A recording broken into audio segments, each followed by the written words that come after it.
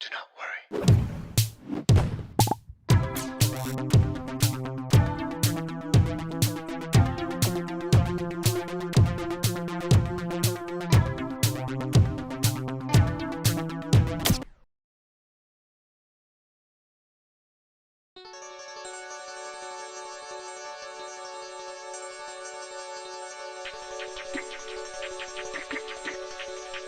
كتير مقيرة صراحة.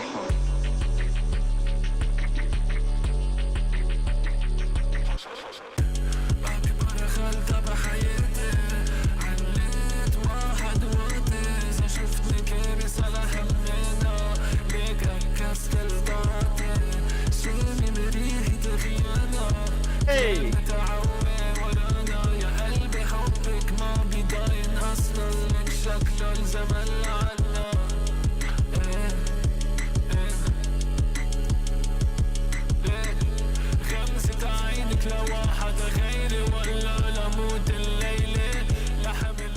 Shout out to Billy Distrak,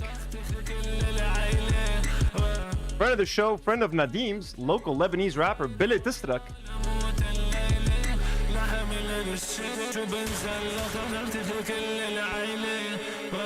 ما بقى قادرة اتحمل ما بقى قادرة اتحمل كيف تتعامل مع ساعتين ناطرة واقفة بالشارع ناطرينك.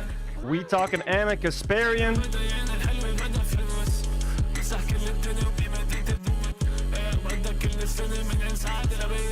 Transphobia.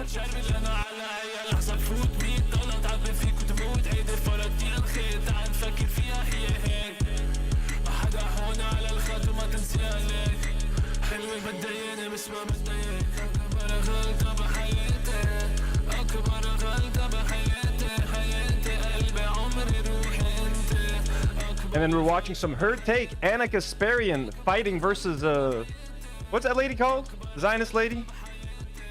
Amber something? Whoever she is. Shit gets crazy on her take yet again. And then Jank gets on Piers Morgan, and that goes crazy as well. He gets threatened with deportation by Stephen Miller's wife.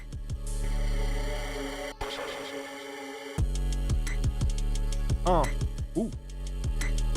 We hanging out. It's a very chill stream tonight. We had a members exclusive stream today. Very chill. I was scanning some comic books, pricing some comic books. It was like 3 hours long. Shout out to the members who were there. It was very fun. Got a little spicy. I'm not gonna lie. I did shave. Yes, I did trim. I did trim. Yes, y'all. I have trimmed the beard. Thank you to our friends. Our friend of the show, Billy Tistrak, folks. Billy Tistrak said it. The song is called Akbar Ghalta, by the way. Here, let me Nour, if we can put this on Spotify, if it's on Spotify, can we put it on Spotify? Akbar Ghalta. There it is. Billy Tistrak. Got some few other dope tracks. But, anyways, folks, let me take a second to simply remind you, if you'd like to support the channel, you can do so via Patreon or YouTube memberships. Let me thank a few of our lovely patrons without whom this show cannot be possible. You guys keep the lights on. You make sure I can pay the crew. A brand new patron, Kazia Jorf, that joined as a blonde patron. Welcome. We have lovely superhero patrons like Coco No, Mitochondria, Claudia. Get that list over here. Preston Krull, Muhammad Mroui, and Joey Daboul. Lovely blonde patrons like Mono, Eric Knudsen, Rosarium, Kelly, Melissa, Lipton Ramen, Melissa, and Megan Lowndes.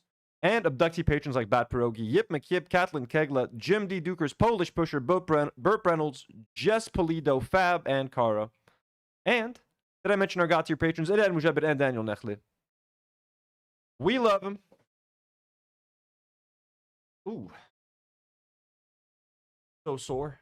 Went to the gym yesterday. My ass is fucking sore. So, patrons, we love you. I just uploaded the Madness Arcade stream that we did for members on Patreon. Tomorrow, I'm going to be uploading the live stream that I did today for members. It's going to be up on Patreon. So from now on, anything that members get, the patrons are going to get. I was trying to separate the two. It's too complicated. I have 2 channels to do.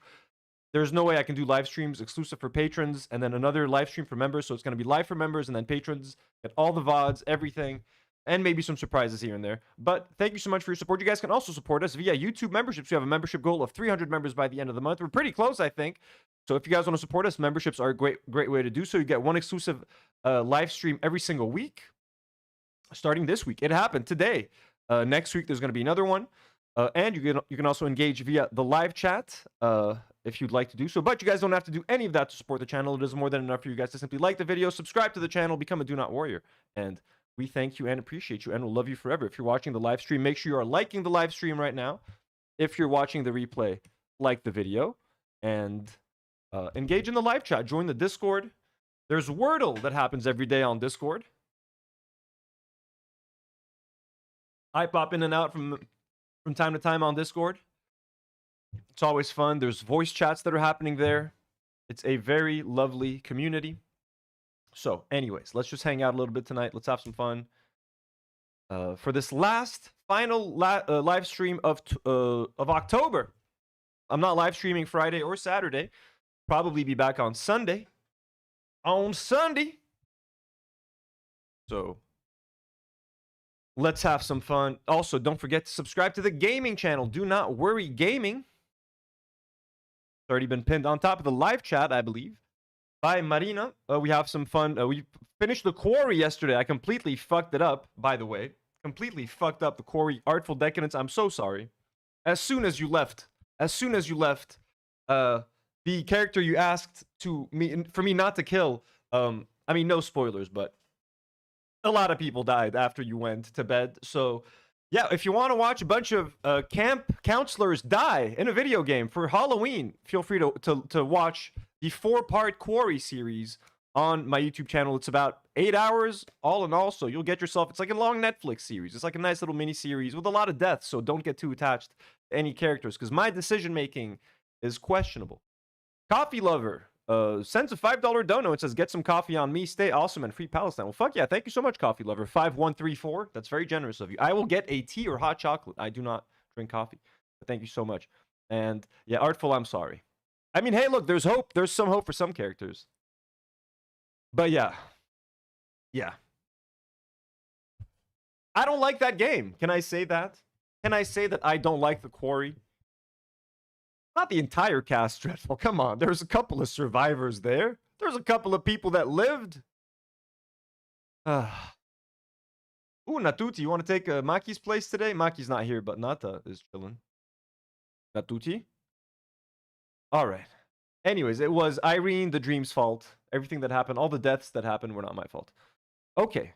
So last week I talked about Ana Kasparian, and a lot of people got pissed at me because it seemed like I was sort of sweeping her, like, well, not transphobia, but like a lot of the shit that her and Cenk have been doing under the rug for the past year. And it may seem like I did do that, to be fair. Like, I've just been so happy with their pro-Palestine and anti-Israel stuff that I seem to have, like, overlooked their descent into, like, madness. Even though I always bring it up as a disclaimer. Anytime before I even talk about Ana or Cenk, I'm like, let's remember, they're going crazy. They're going all centrist. They had the crazy take about the Venezuelan gangs or whatever.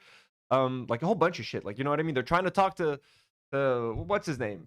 The Republican Joker who laughs. What's his name? He's got the crazy laughs. To Tucker Carlson, like, Anna's hanging out with all these Republicans and going on podcasts and like, we want to reach to the other side, and it's like they've alienated the left. They keep fighting with like the extreme left, and they've made leftists more of their enemy than Republicans. So I don't know why last week it seemed like I did seem to say that like Ana and Cenk lost their minds when the internet turned on them.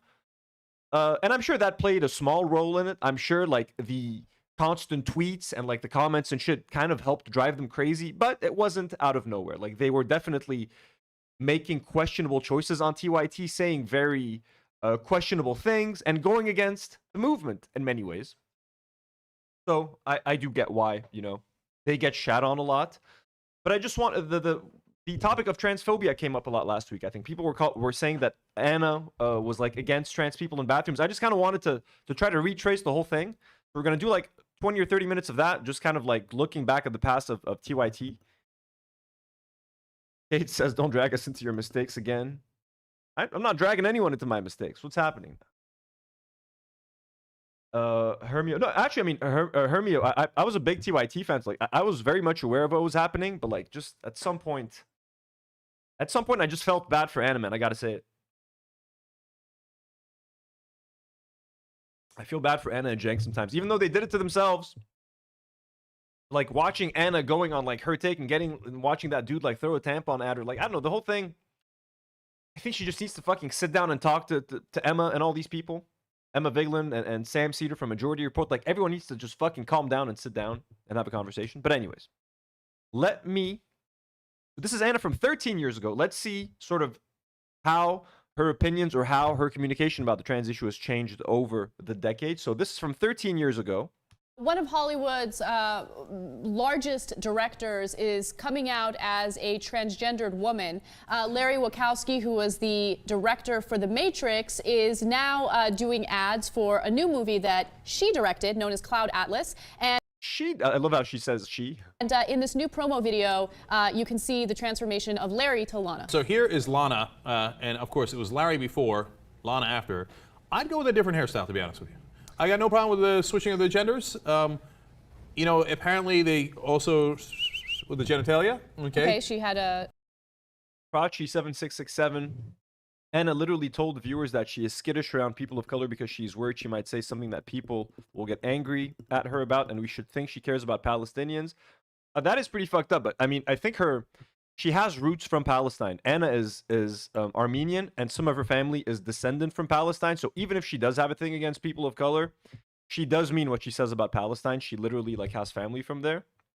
Not that that excuses her being fucked up towards other people, but like okay with Palestinians. But I think she genuinely cares about the Palestinian issue, and given that the Armenian genocide happened, and she's Armenian as well, she just doesn't fuck with genocide in general. So I think she's principled on that take. We don't have to question Ana's. I think sort of if she's good or bad faith when it comes to Palestine, at least in my opinion. Surgery. Sex change, yes. Yes, okay, that makes me uncomfortable, but obviously to each his own. So God bless their hearts. We live in America, and I 0% comfortable with the genitalia. You know, apparently they also with the genitalia. Okay, she had a surgery. Sex change, yes. Yes, okay, that makes me uncomfortable, but obviously to each his own. So God bless their hearts. We live in America, and I 0%. So Jank says that Lana Wachowski having a sex change operation makes him uncomfortable. Actually, it's kind of funny. Notice how Jank sounds a little different. I mean, obviously, it's like this is like 13 years ago. People's voices change. He sounds a little different. Wrong. I just go with a different haircut. You see what I'm saying? It's trying a little too hard. It's not something that I'm into, but hey, you know what? That's free expression, and I'm all for it. If she likes the pink dreadlocks, go for it. Yeah, of course. I actually think that it takes a tremendous amount of courage. You know, apparently God, yeah. people had gone on dates with Larry in the past, and there was like whispers about like, oh, he likes to cross dress and stuff. W's in the chat for Comrade Casey, who's joining us in the live chat. I don't think that he was really hiding it very much. I think he told his dates, and so eventually he just said, you know what, that's it. I'm going to go in this direction. Look, it takes tremendous courage, no matter what circumstance you're in, to go and tell your family, your parents. If sometimes they're married, they have to tell their wife, their kids. Yeah, they are right. They're super young here. Look at Jank and Ana, 13 years younger. Look at the set. I kind of prefer the set the way it was then compared to what it is now. But when you're a public figure, then there's an extra burden as well. So, people are going to make fun. Some ass is going to talk about the color of your hair on YouTube, etc. Right? And so I really respect that level of courage. Before Lana decided to come out and be public about this transformation, what kind of annoyed me about it was all the gossip columnists getting into her business, right? Like speculating and Lana showed up at this red carpet event cross-dressing, right? But it wasn't like clear yet. And it's like, just let it go. Why is it such? I know, but they can't help it. I know. We can't either. I can't. Look, it's not you, it's me, right? But like when stuff happens, we're like, oh, gee, why? What's going on with the cross-dressing? Oh, wow. I don't know. I can't help it. Jank. Oh my God, man. Jank. It's always a pleasure to see this stuff. Wait, what? Do that again, Why? Jank? Why? What's going on with the cross-dressing? Oh, wow. I don't know. I can't help it. I would say natural human. Jank has always been cringe. You know what I mean? Like, and I have a soft spot for Jank because he reminds me of like my own relatives. Like Jank has no business, let's be real, being on camera. He should not be on camera. He's very bad as like an on-camera personality. He's super cringe. The way he delivers messages is pretty bad. He gets fucking angry and furious and sweaty. Jank is a very passionate person, and he cares for. I mean, I think he cares for the causes he cares about. And he, again, not leave out the last 2 years. Like, the dude should not be on camera. If I was a producer, like, that's why he had to make his own show, essentially. He had to put himself. And you could maybe, if you want to say the same about me, fair enough. But like Jank, that's why he's producing his own show. He made it himself. Like, no one else will put me on TV. I think he had a show on NBC briefly, but he's like, I gotta fucking do this myself, man. Wonderland Joey just became a member. Welcome, Wonderland Joey. Welcome to the family. Thank you so much for being a member. You can now enjoy the live stream we did today, the 3-hour members live stream, and you can enjoy a lot of the other stuff. Welcome to the family. Thank you so much for your support. An instinct to be curious. Okay, now let's have an un-PC discussion. I know, I might get myself into a little bit of trouble, but Lana's name was originally Larry, right? Why? Fizzle McFizzle sends a $5 and says, he may be cringe, but he is free. That's true. That is very true. You know, Jank does not care about what the world thinks at this point. He has transcended us mere mortals. Why, when you decide to do a sex change or, you know, live your life as a transgendered individual, why do you decide to do like a male or a female version of your original name? Why not go crazy? Okay, yeah, so you're just saying Victoria. So they're trying to be not? funny. Why So when- did they dead name her? I don't know, I can't help. I just love that I just went back and then it rewinded on the.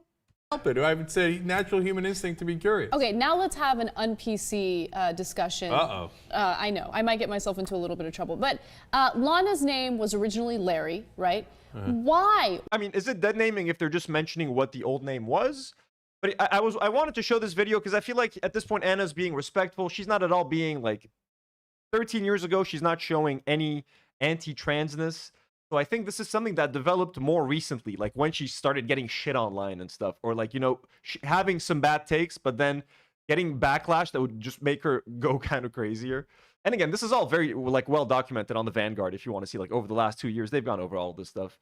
Then this is from 10 years ago. And this shocked me that this was from 10 years ago. Like the set has looked the same for 10 years. Like now Anna kind of looks the same, right? Doesn't she? So this is from 10 years ago. Transgender students can now choose which restrooms to use. Again here, I think Anna is displaying a very like pro-transgender like messaging and tone. The U.S. Department of Justice has indicated that schools absolutely must allow transgender youth to decide which bathroom they use. Now, if they identify as a girl or boy, they get to go to that corresponding restroom. Now, this is a case involving a 16-year-old by the name of Gavin Grimm. Everything was hunky-dory when they had communal bathrooms at the school that he was attending, but then finally they decided that they would have bathrooms that were basically non-gender bathrooms, implying that, you know, well, you identify as a boy, but in reality you're a girl, so we're going to put you in this weird separate bathroom situation. He actually pursued this case, and as a result, the U.S. Justice Department has released a statement about it. The department says in a statement of interest filed Monday that failure to do so, or failure to allow these students to use the restroom that they identify with, amounts to sex discrimination under Title IX of the U.S. Education Amendments of 1972. So here she seems to be like, just let these people use whatever bathrooms they want, which again is pro-trans. You know what I mean? It's not discriminatory in any way. I like this because now there is a very clear, firm statement from the U.S. government. If you are a school administrator who decides that you still want to discriminate against transgender students, well, then there are going to be some consequences for it. Yeah. Yeah, just do it. I don't understand why you care. I mean, I do actually understand why you care. You either think that it's sick or they're going to use it to get off, or you just don't want to take one step down the path towards recognition for these students, and you think that this is a significant one. And by the way, it has been a significant one. You have the precedent there now from the court. But I don't understand the obsession over the bathroom and trying to not allow, like they're always worried about gay people in locker rooms, they're worried about transgender students in going in the, it's not a Playboy set. Why is it so, to these administrators, it is so inherently sexual? It is a bathroom. People go there to expel waste from their bodies and to wash their hands. That's what they do. There's nothing, it's not a Showtime set. It's not where sex goes on. It's certainly not in elementary school. So, like, why do they have to approach it in such a sexual fashion? They just want recognition. They want to be treated equally. Absolutely. And I'm not going to pretend like the story I'm about to tell you has anything to do with the terrible situations that transgender individuals have had to go through when it comes to something as simple as using a bathroom. But just to kind of buttress your point, there have been numerous times in my life, more times than I can count, where I have tried to go to the bathroom and the women's bathroom has a line that wraps around the building. And then I look at the men's bathroom and there's no line at all. And so you know what I do? I go into the men's bathroom, I do my business, and I leave. You should go to Okay? jail. I'm not like. I mean, again, this video 10 years ago, again, Ana, very much pro-trans, the Ana that we knew back in the day. You know what I mean? The Ana we knew and loved. So far, you know, she's kind of acquitting herself well. This is from 2 years ago. Ana talking about a cis woman being harassed by a transphobe in female bathrooms.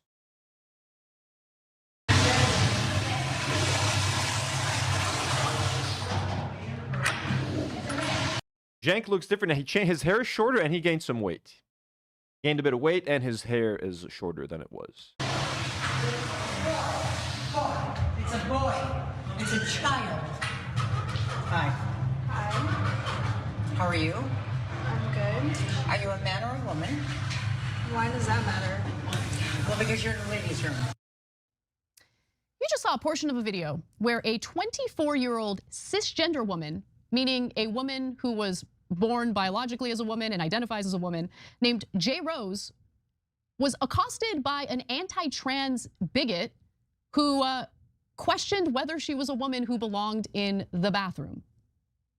So she heard the woman venting about transgender people and gender identities and realized that this woman was actually talking about her, J. Rose. For context, Jay had recently cut her hair very short and she was wearing a hoodie and sweats, which presumably made this woman think that J. Rose was a male. Now here's more of their interaction. Are you a man or a woman? Why does that matter? Well, because you're in the ladies' room. Okay. And I have gotten called. I love that the lady, instead of saying like, I'm a woman, she's like, why does that matter? She could instantly try to get out of this whole situation, but like, yeah, I'm a woman, like, leave me the fuck alone. She's like, well, why does that matter? So she's just fucking with this woman. She wants to debate her. It is time to exchange ideas in the battlefield of ideas. This is no marketplace. This is a battlefield. out several times for being in the men's room. Okay. And you're going to be called out for whatever you're doing. So what are you identifying as today? I don't think that's any of your business. Okay, it's not. So you're in the ladies' room where I think I need to identify you. You do not need to identify me. Is that right? How old are you? Doesn't matter. Really? What were you doing in the men's bathroom, lady? It's fucking crazy, dude. Like, that's the problem with this whole wanting to know like people's genders and stuff. It's like do you want to check who's going into the bathroom? If a woman looks a little bit manly to you, look what's happening with Iman Khalif, the boxer. You know what I mean? The Algerian, the Tunisian or Algerian boxer. Remind me, is she from Tunisia? The Tunisian boxer. She has physical attributes that now people bring up like her testing, and she has like a chromosome that's like okay, everybody get off of that for a second. But just because if a female athlete looks a little manly or looks a little big or has some masculine features, they're automatically going to get accused of being trans. And then what? Do they have to get fucking naked to prove that they're not trans? The whole thing is just fucking insane. So this whole situation, and again, Ana is defending obviously the woman who's in the bathroom, and she finds this whole situation insane. So because someone said that like Ana was against trans people in bathrooms, or using like trans women using women's bathrooms. She's not against that at all. She's never said that. I couldn't find any evidence of that anywhere. Also, how about just don't talk to people? Like, there needs to be a rule. If you have nothing nice to say. So she's Algerian. My bad. So she's Algerian, and yeah, it was like she got tested by like some Russian boxing federation or some shit, and like they might have faked the results. So she's a fucking woman, okay? Regardless. To a complete stranger, just don't talk to them. Don't address them. Don't start a discussion at all. Like, the ball's on this woman to go up to another person and accuse her of, first of all, like accuse her of being transgender, not knowing a damn thing about her, and then essentially tell her that she doesn't belong in the bathroom because she's not the right gender according to this woman who knows nothing about this woman's gender. Like, it's just, I hate everything about politics in this country because that woman has in her brain that the biggest concern is transgender people using the ladies' room. Even if the person she's accosting isn't transgender and she has no idea about this person's gender identity. Waz, what do we need to do to get strangers to stop talking to us? That's like the number one concern. It's crazy because, you know, some of the other trans fear mongering that they So again, Ana here being pretty based on the whole topic. You know what I'm saying? Like being pretty based, but everything kind of took a turn for the worse. So this was 2 years ago. Let me try to get the exact date of this video. November 2022. When was this tweet? March 2023. So this was definitely later. So still, you know, 2022, Anna's being pretty chill, pro-trans. everything I think kind of took a turn when she made this tweet. This is where everything kind of started to hit the fan. Ana said, I'm a woman. Please don't ever refer to me as a person with a uterus, birthing person, or person who menstruates. How do people not realize how degrading this is? You can support the transgender community without doing this shit. This got 111,000 likes. Holy shit. 111,000 likes. I forget how big this tweet got. 20K retweets, 17K responses, and 28 million views in total. Like, this tweet literally went everywhere. Like, for real. Now, last time, I mistakenly said that, like, the internet kind of jumped down her throat and was like, hey, you fucking transphobic. You're, like, for fucking saying this. You're fucking crazy, etc. While it is kind of true, like, there's going to be some unhinged responses to this thread. And we're gonna scroll down a little bit. There was also her peers in the community were very supportive and were like, hey, Ana, like, this is maybe a bad take. So in that sense, everyone was very supportive. Ana was very patient with Ana, and I guess it took them some time. I think what Ana did was she started to mix in. Here's what I think happened. Let's read some of the tweets and I'll tell you what I think happened. So, let me try to find some of the more famous individuals. Oh wait, weird. When I was looking at this tweet on my laptop, I could see responses from, like, Humanist Report. Okay, so here we go. So Matt Bernstein says, hi, Ana. No one is asking you to call yourself or be called anything other than a woman. Anatomy-oriented language is used in a clinical context where anatomy is relevant. This argument is like a mousetrap set up by TERFs. Please don't take the bait.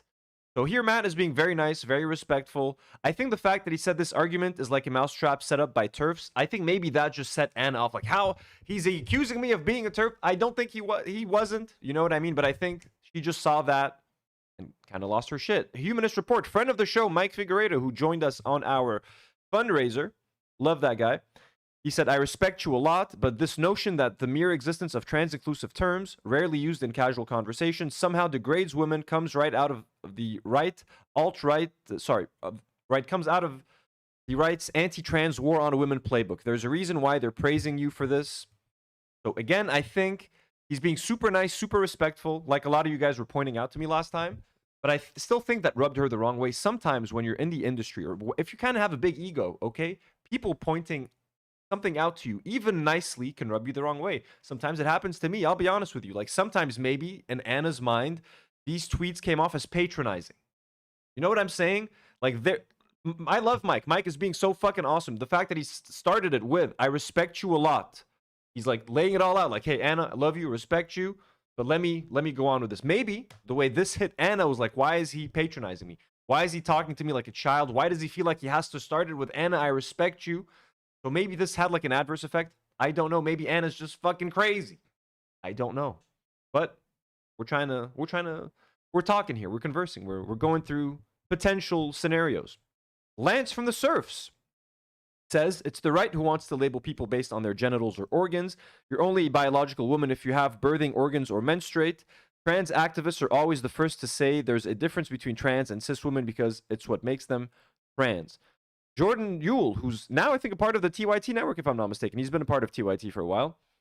He says, beyond a few mentions from someone trying to be inclusive in a statement, this seems like a pretty fringe term, but real legal definitions reducing people down to organs is what the right is trying to do, and they are not the same people supporting the trans community. So everyone is being pretty nice to her. Eden Riley, friend of the show, says,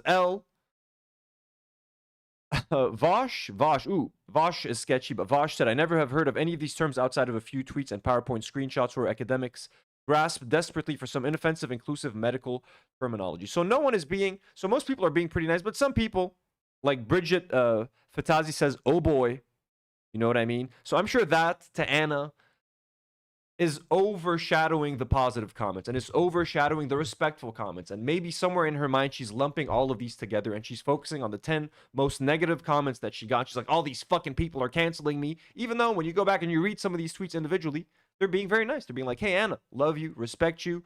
You might be falling for like this kind of framing or whatever, you know?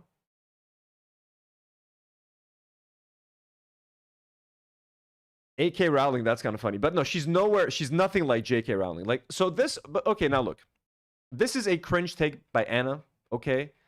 And I don't know where she was referred to as a birthing person or something. And look, if people were actually using the term birthing person in everyday conversations, and if the term woman was actually being replaced by that, I would completely agree with her that is completely offensive. Like, I'm sure I wouldn't, as a man, I would not want to be reduced to like a physical act that only a man can do, like whatever the fuck, the penetrator or whatever. You know what I mean? Like, men who penetrate are allowed to. It's like, I would be, wait, what the fuck did you just say? Like, what is it? Or like, you know what I'm saying? Like, that would be fucking weird. A woman being reduced to a biological act that she can do, or a man being reduced. I don't want to be called a person who whatever the fuck, and women don't want to be called a person who whatever the fuck. Okay, unless if it's in some obscure fringe fucking survey that you have to fill out before going into the doctor's office. Okay, that's fine. So, but she's talking about it like she's walking around and being called the birthing person everywhere. I think that's why people kind of got on her case. So it is cringe in that sense. But I would agree with her in essence that, like, yeah, if this were to replace the term woman, that would be problematic, and women everywhere would have the right to fucking be up in arms about this shit. You know what I'm saying? Inseminating person. Yeah, like horrible. I don't like it. Emma Vigeland got kicked out of the TYT Fantasy Football League for first naming her team birthing person. Is that fucking real?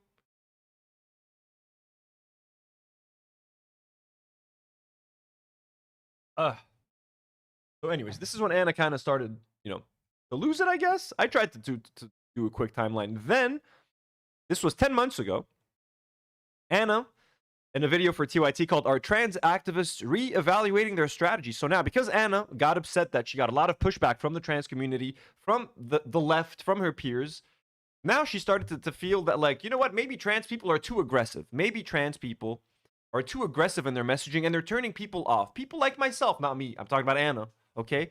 People like me, Ana Kasparian, who has always defended the trans community, going back 13, 15 years ago on TYT, to this day. And I just made one tweet about birthing people, and people cast me aside, threw me in the garbage, and now she started making videos like this. Polling shows that Americans actually seem to be growing less empathetic to the transgender cause. Americans or Ana? It's funny, she's like, it should be called "Study Shows That Ana Kasparian Growing Less Sympathetic to the Trans Cause." I'm kidding. But, like, you know, in her mind, she's like, yep, I feel y'all.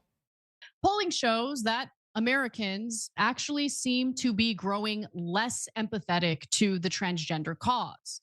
But what's behind it? What's going on here?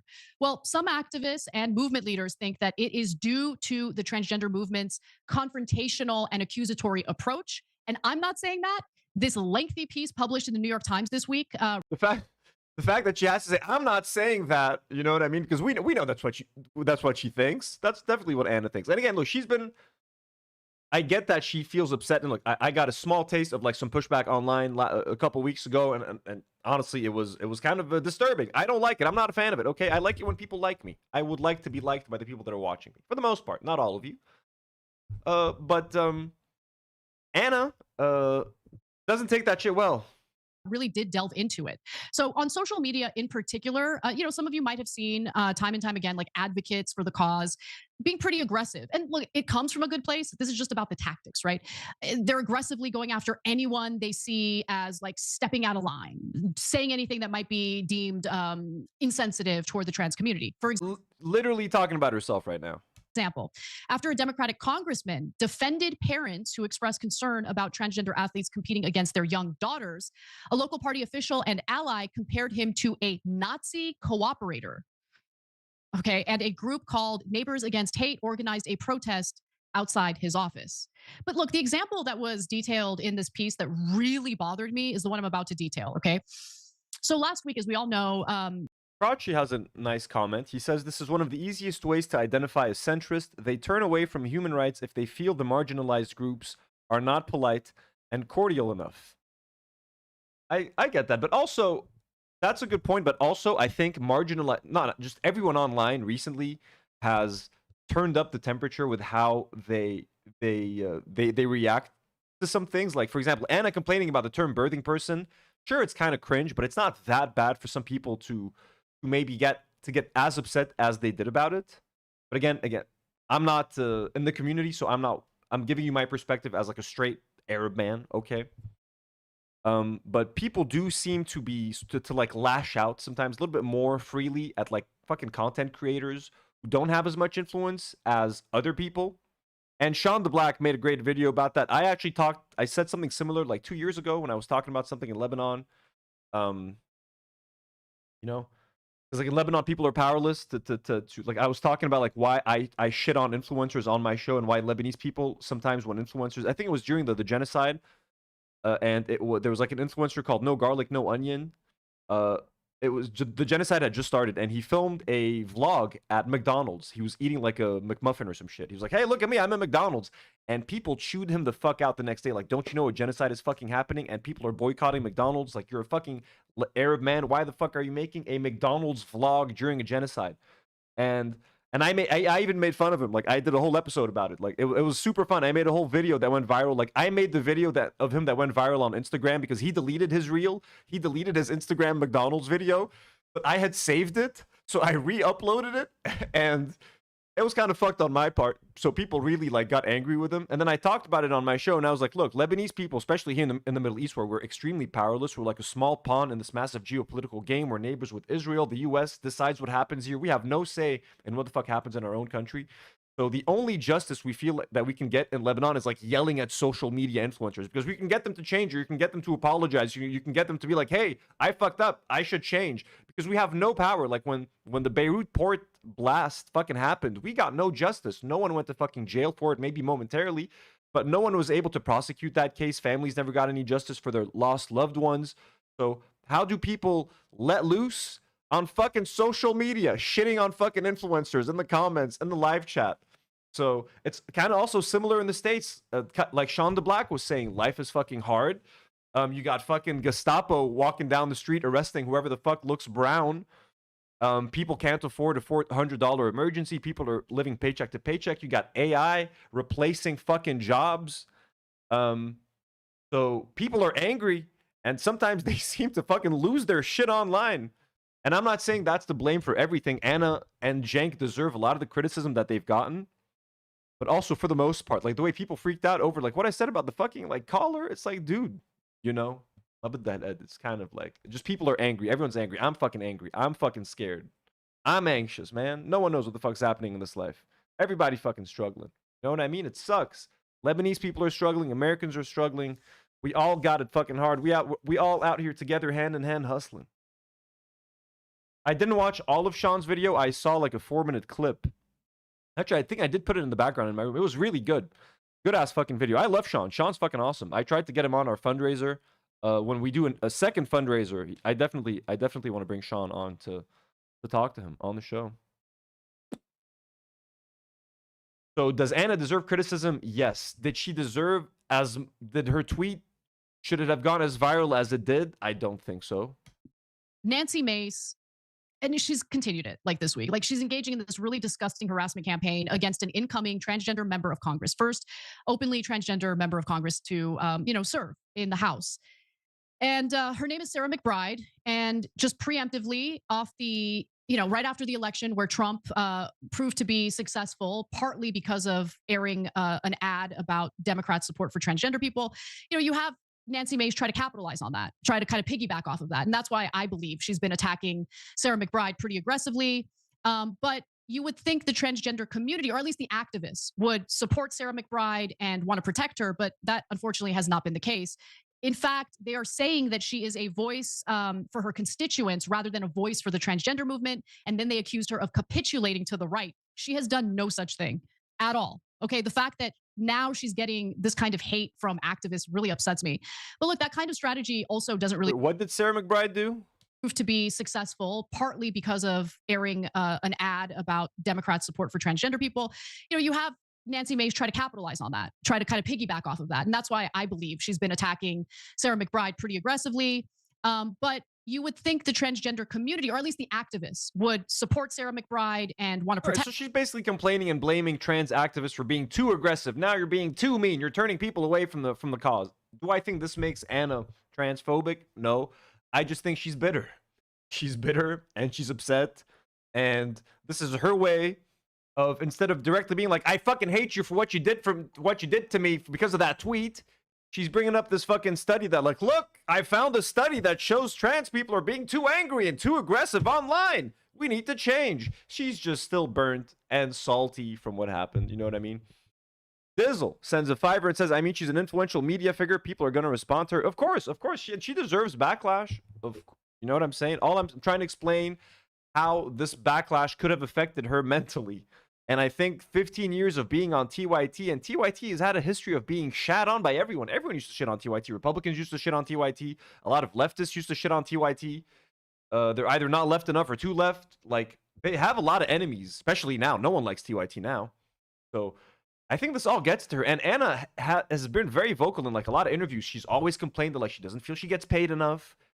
Now she sees like now she's on CNN a whole bunch. She's on like the valuetainment shit with PBD. So now she's starting to feel like she's finally getting her due. She looked at Hassan, and she's always been bitter about Hassan. She's like, Hassan sits there and plays video games and makes millions of dollars. Part of her is like, holy shit, I've been here at TYT for 10 years. Why does Hassan have 50x my net worth? So part of her is also very bitter because like she feels like she's put in the work, she's put in the hours, she's dedicated herself, yet she kind of plateaued. She's still been at the same position at TYT. They're not growing anymore. If anything, the channel is shrinking. There's way more competition. She's being lapped by these other more progressive commentators like Emma Vigeland, like Crystal Ball. You know what I mean? She doesn't feel like maybe she's as relevant anymore. And part of her is bitter. I think again, I'm just trying to fucking psychoanalyze her for some fucking reason. You know what I mean? But I think this is all playing a part of it. And again, she's gotten more centrist, maybe with her views, and she's had experiences in her life that have changed her perspective. Like she was attacked by like a homeless man. Now she hates homeless people for some reason.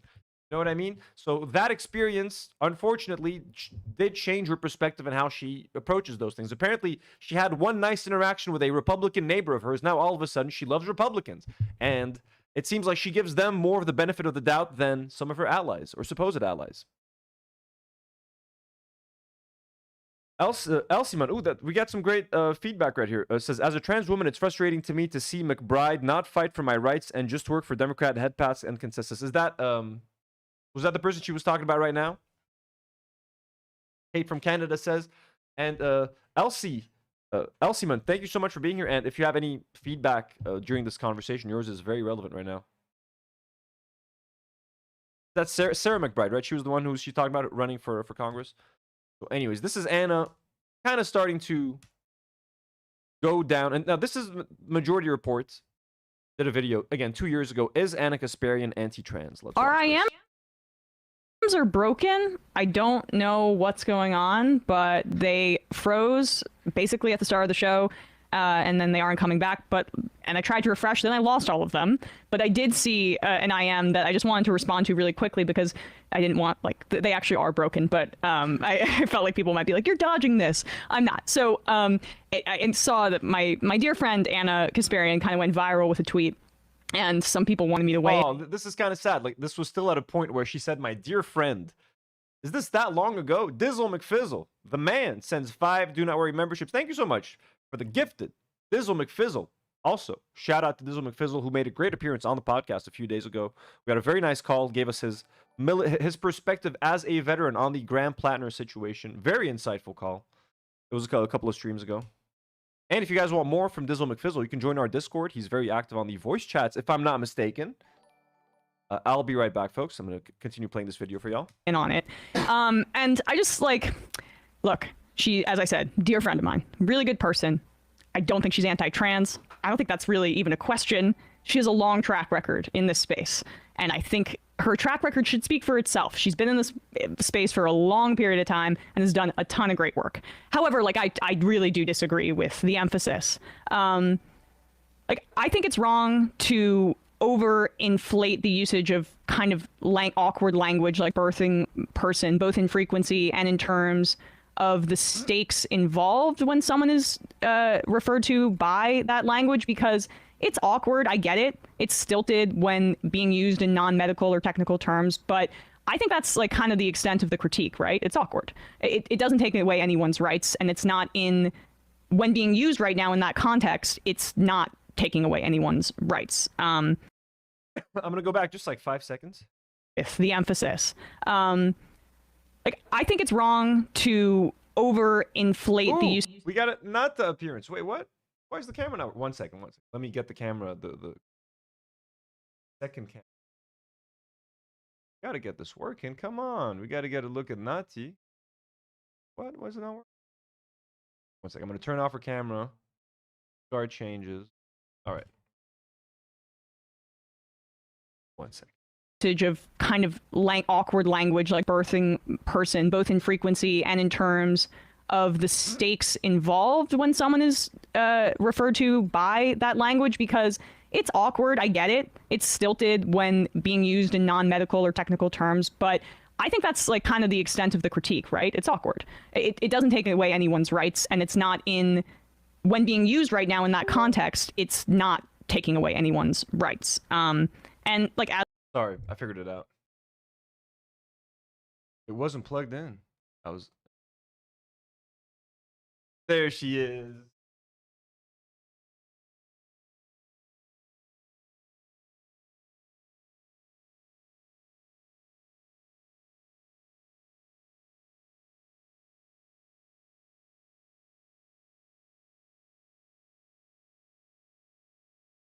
Our beautiful little orange girl.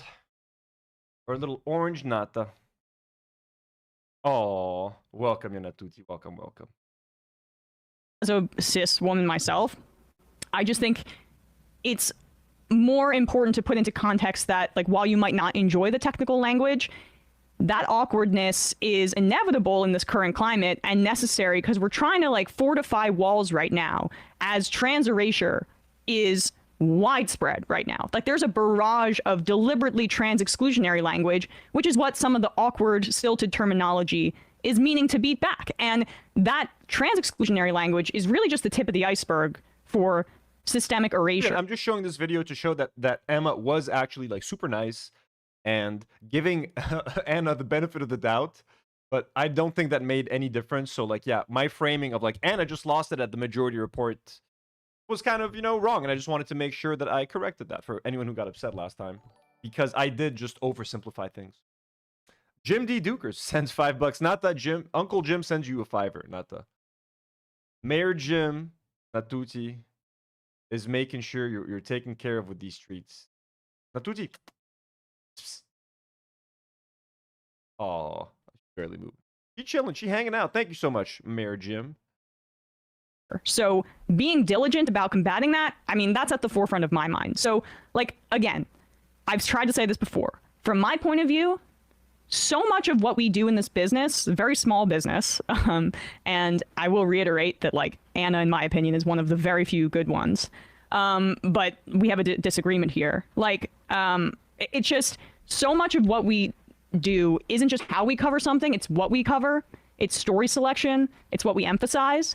And anyone in private has the right to have preferences about how they want to be identified. But in my position, member of the media, member of the left, the progressive left, being kind of spokespeople for the progressive left in an online media space, I just think we have a greater responsibility. And the assertion that someone wants to just be called a woman in like an individualized, atomized context is completely fair. But within the context of larger anti-trans panic and hundreds of bills. That's a pretty good point. So Emma here is recognizes her role as a media figure, as a public figure, as a representative of the left. So sure, maybe she privately would rather be called a woman and doesn't also fuck with the term birthing person, but in public she doesn't want to talk about that because she thinks it serves the other side. It doesn't serve to help trans people. In fact, it helps in the trans panic and turning people against trans people. So I kind of get that. Like Anna maybe could have just kept that to herself. For some reason, maybe she felt like that term was going to be adopted like more widely or something, or she started to fucking panic about it. I don't know. Maybe she was cynical and did it to attract a different audience and a more right-wing audience for that pivot that she and Cenk eventually made. On the state level, targeting trans people. Like, I try to bring a certain amount of awareness about how my statements are going to be taken, and I think it's obtuse to skirt around the context, right? So that's my. She said it's obtuse, so maybe Anna heard that. She's like, "Are you calling me obtuse? Who are you calling obtuse? Emma Vigland?" And then she accused her of being rich and out of touch and shit on Twitter. You know what I mean? Anyways, and then Anna and Emma had a whole thing on Twitter. We're not gonna go through the whole thing. So here, let's just watch her. She went on this, like, the podcast with, I forgot this guy's, he fought in Creator Clash 1. The short dude, Graham something, right? Fuck, we don't have to watch this. But then she went on PBD and again doubled down. So this is the birthing person. They had a whole conversation about this 2 years ago. When was this? This was 1 year ago. So she's still talking about this. This was 1 year ago. She's still complaining about birth. Okay, let's watch some of this actually. Let's watch it quickly. Do you ever feel like you need to subscribe to some of the ideologies that the Young Turks, like the organization as a whole, subscribes to? You don't feel like that I at all? mean, there's been pressure. By the way, let me just be clear about this. In terms of TYT's leadership and management, absolutely not. I love how hands-off they are in that regard. I've never been told by anyone in a position of power at TYT that I need to believe something or I need to say something. I feel so deeply respected there, which is why I've been loyal to TYT. I've been there for 17 years. And a lot of people are like, oh, why don't you leave and do your own thing? I don't know if you guys are familiar with Jonathan Haidt. Damn, 17 years is a long fucking time. Like, she is loyal as shit, huh? She could have, make no mistake, Ana could have made a lot more money anywhere else, practically anywhere else than fucking TYT, man. I don't know how Cenk is keeping this operation together at this point. I don't know how many staff they have. Like, you know what I mean? It's crazy. Like, you could run a YouTube show for very little money. Cenk and TYT have so much fucking overhead. Like, I just have a couple of cameras here. I got a little switcher, this little thing right over. You know, I switch from camera to camera. I got a couple of ring lights. I got some mics. I got a mixer. I got a PC. Like, all the equipment here. A few $1,000, granted, but like I accumulated this stuff over many years. I didn't even like buy all this stuff at once. You know, I started off with one mic, then I got another mic, and I used to use a laptop. I just recently bought this fucking PC a few months ago. TYT, how are they paying everyone, man? They got like a bunch of staff running around, people operating the equipment, producers, like editors, a bunch of hosts. How do they make that money? Like, that's why they kind of had to sell out and do sponsorship, get like sponsors and like the live from the Poly Market studio. How do you keep, it's so expensive. Like, they're doing it really old school. Like, they tried to run TYT like a regular like network TV channel. You know what I mean? And those were dying out because it was too expensive. And now TYT is going to have, like, for them to survive, they're either going to have to take a fuckload of more sponsor money, or they're going to have to dramatically reduce the size of this whole operation. Too large. Moral foundations certainly include loyalty. I score very high in the loyalty area. So like, I feel very loyal to TYT given how wonderful the leadership and management has been to me. But they are different from some of the past employees we've had who want to force me to believe certain things that I don't believe. So I'm obviously a woman, female, and I think I should be allowed to engage in conversations about how language changes in order to be more inclusive to any community, but certainly lately it's more about like the transgender community. I have no ill will towards the transgender community at all. In fact, if you look at my body of work, I've always been pretty vociferous in defending them and calling for them to be treated equal to anyone else in society. But I think that's fair. She has been, and we just saw a small example of a few videos of her in the past being a pretty. And if you go to TYT and just go to their videos, to their search bar, just write trans. The vast majority, if not 99% of the videos on there are of Cenk and Ana defending the trans community. I'm not saying that to excuse her tweet or her behavior after that tweet or her reaction to people's reaction to her tweet. Not at all. But when she says that I've been very pro-trans in the past, she is telling the truth. I think sometimes you'll have those who want to like push the limits, and it's never about the important stuff. It's more about things like language, right? And they were turning a lot of people off, including people who are on their side. So let's get specific about what you're talking about. Yeah. It gets back to they're just turning people off and they're being too extreme. Like, she's just petty about that fucking tweet. It really, that's how funny this is, that it all boils down to she could have solved that problem by either not looking at her Twitter replies or like, hey, delete Reddit like I did off my phone, Ana. Yeah. We know what you're talking about, but I'm sure a lot of the viewers are. So like just really goofy rhetoric, like birthing people and right. So someone called chest feeder. Did someone call you a birthing person? That was the. Yeah. Okay. So yes. Okay. It happened. Yes, in a medical setting, but I don't care. Like I don't need to be called a birthing person. Is that from a doctor? Yeah, and it's on medical forms too now. Like I don't know if it's all throughout California. Did you have to put your gender anywhere on this sheet, or was it just birthing person checkbox? It was no. It wasn't a checkbox situation. It was a form that I had to fill out, and in the language of the form, rather than using the word woman, birthing person was used. Another form used a person with a uterus, and it's just like. I just felt like it was awkward and I didn't like it. That's all I was saying, by the way. Like, I don't like this and I think it's goofy and I think it turns people off. And that led to like an insane firestorm that I did not expect. Who is getting upset at you for saying that? We always talk about this massive cohort of people that will just attack you if you say the wrong thing. But I feel like, honestly, they hardly exist. Maybe that's not true. They're very loud. They're very loud. It's a loud minority, but the people that get the voice of 100, I feel like. But to call you a yeah, the fact that it was in a medical setting makes it, I mean, completely okay. Okay, again, I don't want to be called a person. What would you call a man? What is the equivalent of person with a uterus for a woman, what would it be called? Like person with a penis? But that doesn't even necessarily make you a cis male, because you can reconstruct a vagina into a penis. So technically you can't even say that. What do you call a man? Someone, like I said, a person who penetrates, but what else can we do? Like a person who fucking what, man? Impregnates? A person who impregnates, I guess, because a man, you have to be a biological male to be able to impregnate a woman. So is it a person who impregnates? I mean, yeah, these things are awkward if they are used outside of a medical setting in very rare fucking situations. You know what I mean? Otherwise, Anna, this is much ado about nothing. So she's still complaining about it. That was from a year ago. Birthing person, rather that just sounds like something that I would have done in kindergarten. Like, not trying to offend anybody. I don't want them to come after me. What would be the male a person who inseminates? equivalent of that? Does that exist? Penis wielding person. No, it's Oh, got. they're having the same conversation here. They're literally having the same conversation. Ejaculating person. I mean, I am an ejaculating person. But it is interesting because none of that conversation exists when it comes to inclusive language in the male realm. Like a lot of that is it's not it's really a male. it's really interesting, and I don't know why it is. But anyway, at this point, I don't care. Like I don't care about any of it. Like I don't care about any of that. Is there? If there isn't a male equivalent, that is weird, right? Like if they're trying to be inclusive in the language, if it's a person with a uterus, there's got to be a male equivalent to that. Can someone, like, I know we're joking around right now, but can someone look it up? Can someone, yeah, these guys are very douchey. These guys are fucking horrible. But can someone look it up for me? Like, what is the male equivalent for that term? Anyways, we don't need to watch more of this. That stuff, I don't care about the criticism I'm getting. But the reason why I bring it up is we had a transgender fill-in host at TYT. Her name's Benny. When Benny began at TYT, she hadn't transitioned yet. And so I met Benny before the transition and before Benny was even out about her identity. And I was always super nice to Benny. We never had any problems. Honestly, I barely even hosted the show with Benny. I think I might have done it once. Never really had any personal conversations. Remember, this is during COVID, so a lot of us were working from home. A lot of us didn't come into the office. I've never met Benny in person. And because of what I had shared with, the public about how I feel about some of this inclusive language, Benny felt, I don't know why Benny felt like it was a slight on her, but it wasn't. And there was a group of, the public about how I feel about some of this inclusive language. Benny felt, I don't know why Benny felt like it was a slight on her, but it wasn't. And there was a group of people on Twitter, and I knew this was going to happen. These people on Twitter who take up a cause and then they become weirdly obsessive with the cause. And they were just in Benny's ear about how, you have to hold Anna accountable, and TYT is not the place for you. It's a transphobic community. You need to leave. You need to leave. And they were urging Benny to leave. And I just knew I thought to myself, if Benny takes their advice, she will have no platform and she will disappear. And none of these people who are encouraging her to leave give a damn about her. They're not going to follow her to wherever she's going to, do a show or launch a YouTube channel. Or at least they did try to promote her. Give a damn about her. They're not going to follow her to wherever she's going to, do a show.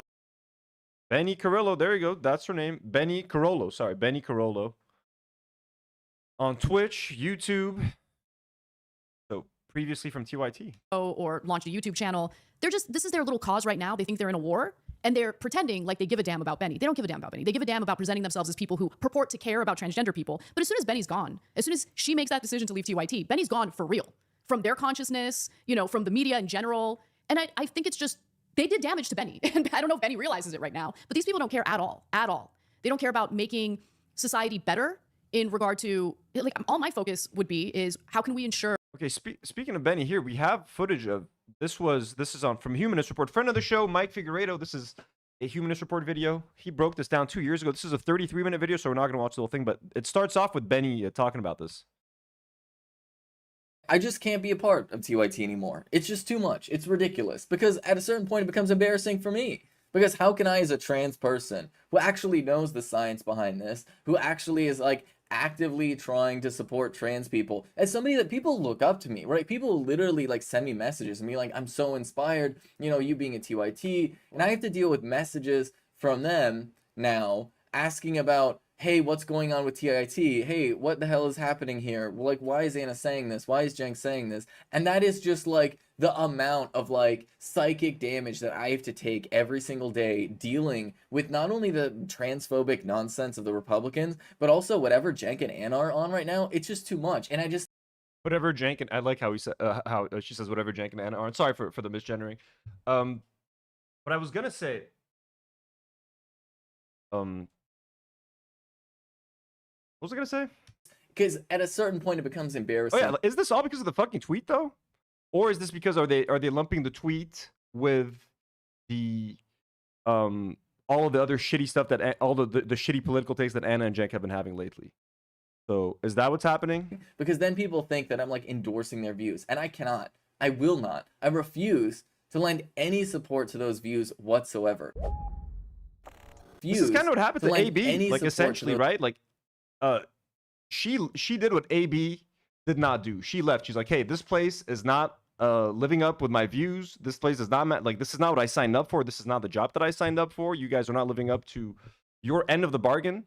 So this place no longer resembles my values, and I'm gonna leave. So I'm just pointing that out. Nothing, not telling AB to leave, but those views whatsoever. You just watched a small portion of Benny Carollo's 30-minute-long video explaining in great detail why she is leaving TYT. Now, for those of you who don't know, Benny was a TYT contributor, but as a trans person, she can simply no longer condone the anti-trans rhetoric coming from the show's main hosts. Now, if you're unaware, Benny is not the only trans TYT contributor to call it quits. Sandy Lovas, a non-binary person who also hosts Left of the Box, also left the network recently and recently spoke out as well for the same reason. A year ago, when I had only been working on Rebel HQ for a month, I called out Jank and Anna on this very issue. Do you think I wasn't aware of the risk attached to that? Damn straight I'd be making noise about this both on and off camera. So what if I lose my job over it? Hell, I'm making these videos knowing full well I'm probably blowing any chance I have of ever getting back on that network. And Sandy went on to encourage the TYT staff to walk out in support of their trans comrades. But Benny and Sandy aren't the only LGBTQ plus people at the network that have left. After being a network partner since 2017, I officially left TYT on May 1st of this year, and I think you all know why. I never stated why, but you all know why. It was because of this turn that they've made recently. And as you all know, leading TYT was an absolute nightmare for me. I lost monetization for over a month, but I just couldn't be part of a network that doesn't... It's crazy that this all happened 2 years ago, man. ...value my community. And all three of us have tried to inform them on being better allies, but none of those attempts have been successful. All of us have failed. So we're here. That's 3 LGBTQ plus people that TYT lost within the span of a couple of months. So the question is, how many LGBTQ plus people are even left at TYT? How comfortable are those remaining LGBTQ plus employees in the face of all of this? I mean, they've got to feel really uncomfortable now. You know, Jank and Anna love to scold idiot trans activists over optics, but have they considered the optics of this crisis that they've created? How the supposed home of progressives lost multiple LGBTQ plus affiliates in just a couple of months because of their rhetoric, because of their refusal to listen to anything that we have to say, because they just disregard our input, even if it comes from a good place, even if they've known at least me, for example, for years. I mean, if that doesn't trigger introspection, literally nothing will. Now, to those not plugged into the it's definitely more than the tweet. So it's definitely a broader. All of their shitty takes essentially have culminated to this. Also, the fact that Anna's complaining about like, hey, trans activists, you guys are being too annoying, and you're like turning people off to the trans cause. So again, yeah, but I think it started with the tweet. It started with a tweet. Anna got her feelings hurt, and then she's been on like a personal vendetta. Oh, little Natuti. Kind of reminds me of Ethan. Course, let me give you some additional context. So elements of TYT's coverage has become increased. So anyways, you don't need to watch more of this. So this is the context, I think, a little bit of everything that happened with Anna. Let us now move to the main event of today's episode, I believe. New episode of Her Take, folks. Her Take. Jillian Michaels is out. By the way, Anna is now officially the new host of the show. If you look at the description of the video, Ana Kasparian hosts a powerful roundtable with Lindy Lee, Emily Austin, and Dr. Gina Loudon, blah, blah, blah. But it says host Ana Kasparian, panel Lindy Lee, Emily Austin, and Dr. Gina Loudon. So Anna is officially the host. There it is. It says host right there. So Jillian Michaels is gone. Anna became host, and all of a sudden she's doing debates with Zionists. That's the show she's always wanted to do. So, hey, good for her. I don't think we're going to watch this whole thing, but I want to watch Anna and this lady fight. This lady is a fucking ghoul. She is one of those people that went to the Netanyahu meeting and like who gets paid $7,000 per post. She's one of those. So let's watch her and Anna. Let's watch Anna fucking yell at her and fucking just. Let me make that very clear right now. What happened in Gaza is not a genocide. So what do you call it? Well, what is it exactly? I call it a war. Do you know about the Hannibal Civilians on Directive? roofs, that's the stupidest conspiracy theory. It's not a conspiracy theory. Yoav Gallant confessed to it. This has been confirmed. The person who's most responsible for anti-Semitism in the world today is Benjamin Netanyahu. I would make sure that I have a buildup of IDF. Amy Dangerfield's not here. Oh no, she's not here. So with all that said, I still think Anna is very controversial. I do think that her and Cenk are going down the wrong path, but when it comes to Israel and Palestine, they are both still very based and very loud and make very entertaining videos. Let's be honest, okay? All their confrontations, all of their yelling. When it comes to yelling at a Zionist, folks, I will momentarily forget all of the horrible things that they've said and done as I watch them yell and fight the good fight. Soldiers at the border with Gaza to ensure that my people are safe. But he didn't do that, and I don't know why he didn't do that. Well, I can tell you exactly why, because he's interested in his own political preservation, and he saw that as an opportunity to continue in power. After all this, he's still really offensive, allowing This is Israel. The West Bank Jews in the West Why don't they settlements? What if I wait? Yes, this is what we're in store. What we have in store. I don't know.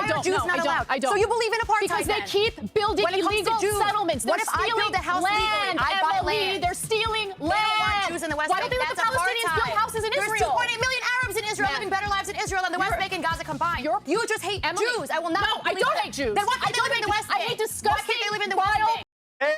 Hey, oh my God, this is gonna be fucking popping. Oh shit, I did not know it was gonna be that fucking fun. Is this too loud? I think it's too loud. Prop just hate Jews. I will not. No, I don't hate Jews. Then why can't they live in the West Bank? I hate disgusting. Why can't they live in the West Bank? Propagandists Why can't a Jew who live treat in human Gaza? beings like trash like you. Oh, what? Trash like you? Propagandists who treat human beings like trash like you. Go grab some popcorn, grab a drink, grab a sody pop. We're eating good tonight. We are eating good tonight. Let's fucking go. What's up? Welcome to Her Take. I'm Ana Kasparian, and we have Let's fucking, dude.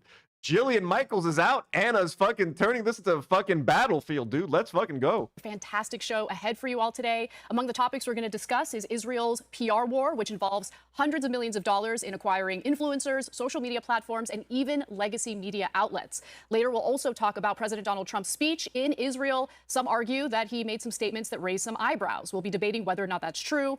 We'll also give you an update on other foreign policy, namely Trump's willingness to potentially give Ukraine some long-range missiles to use against Russia.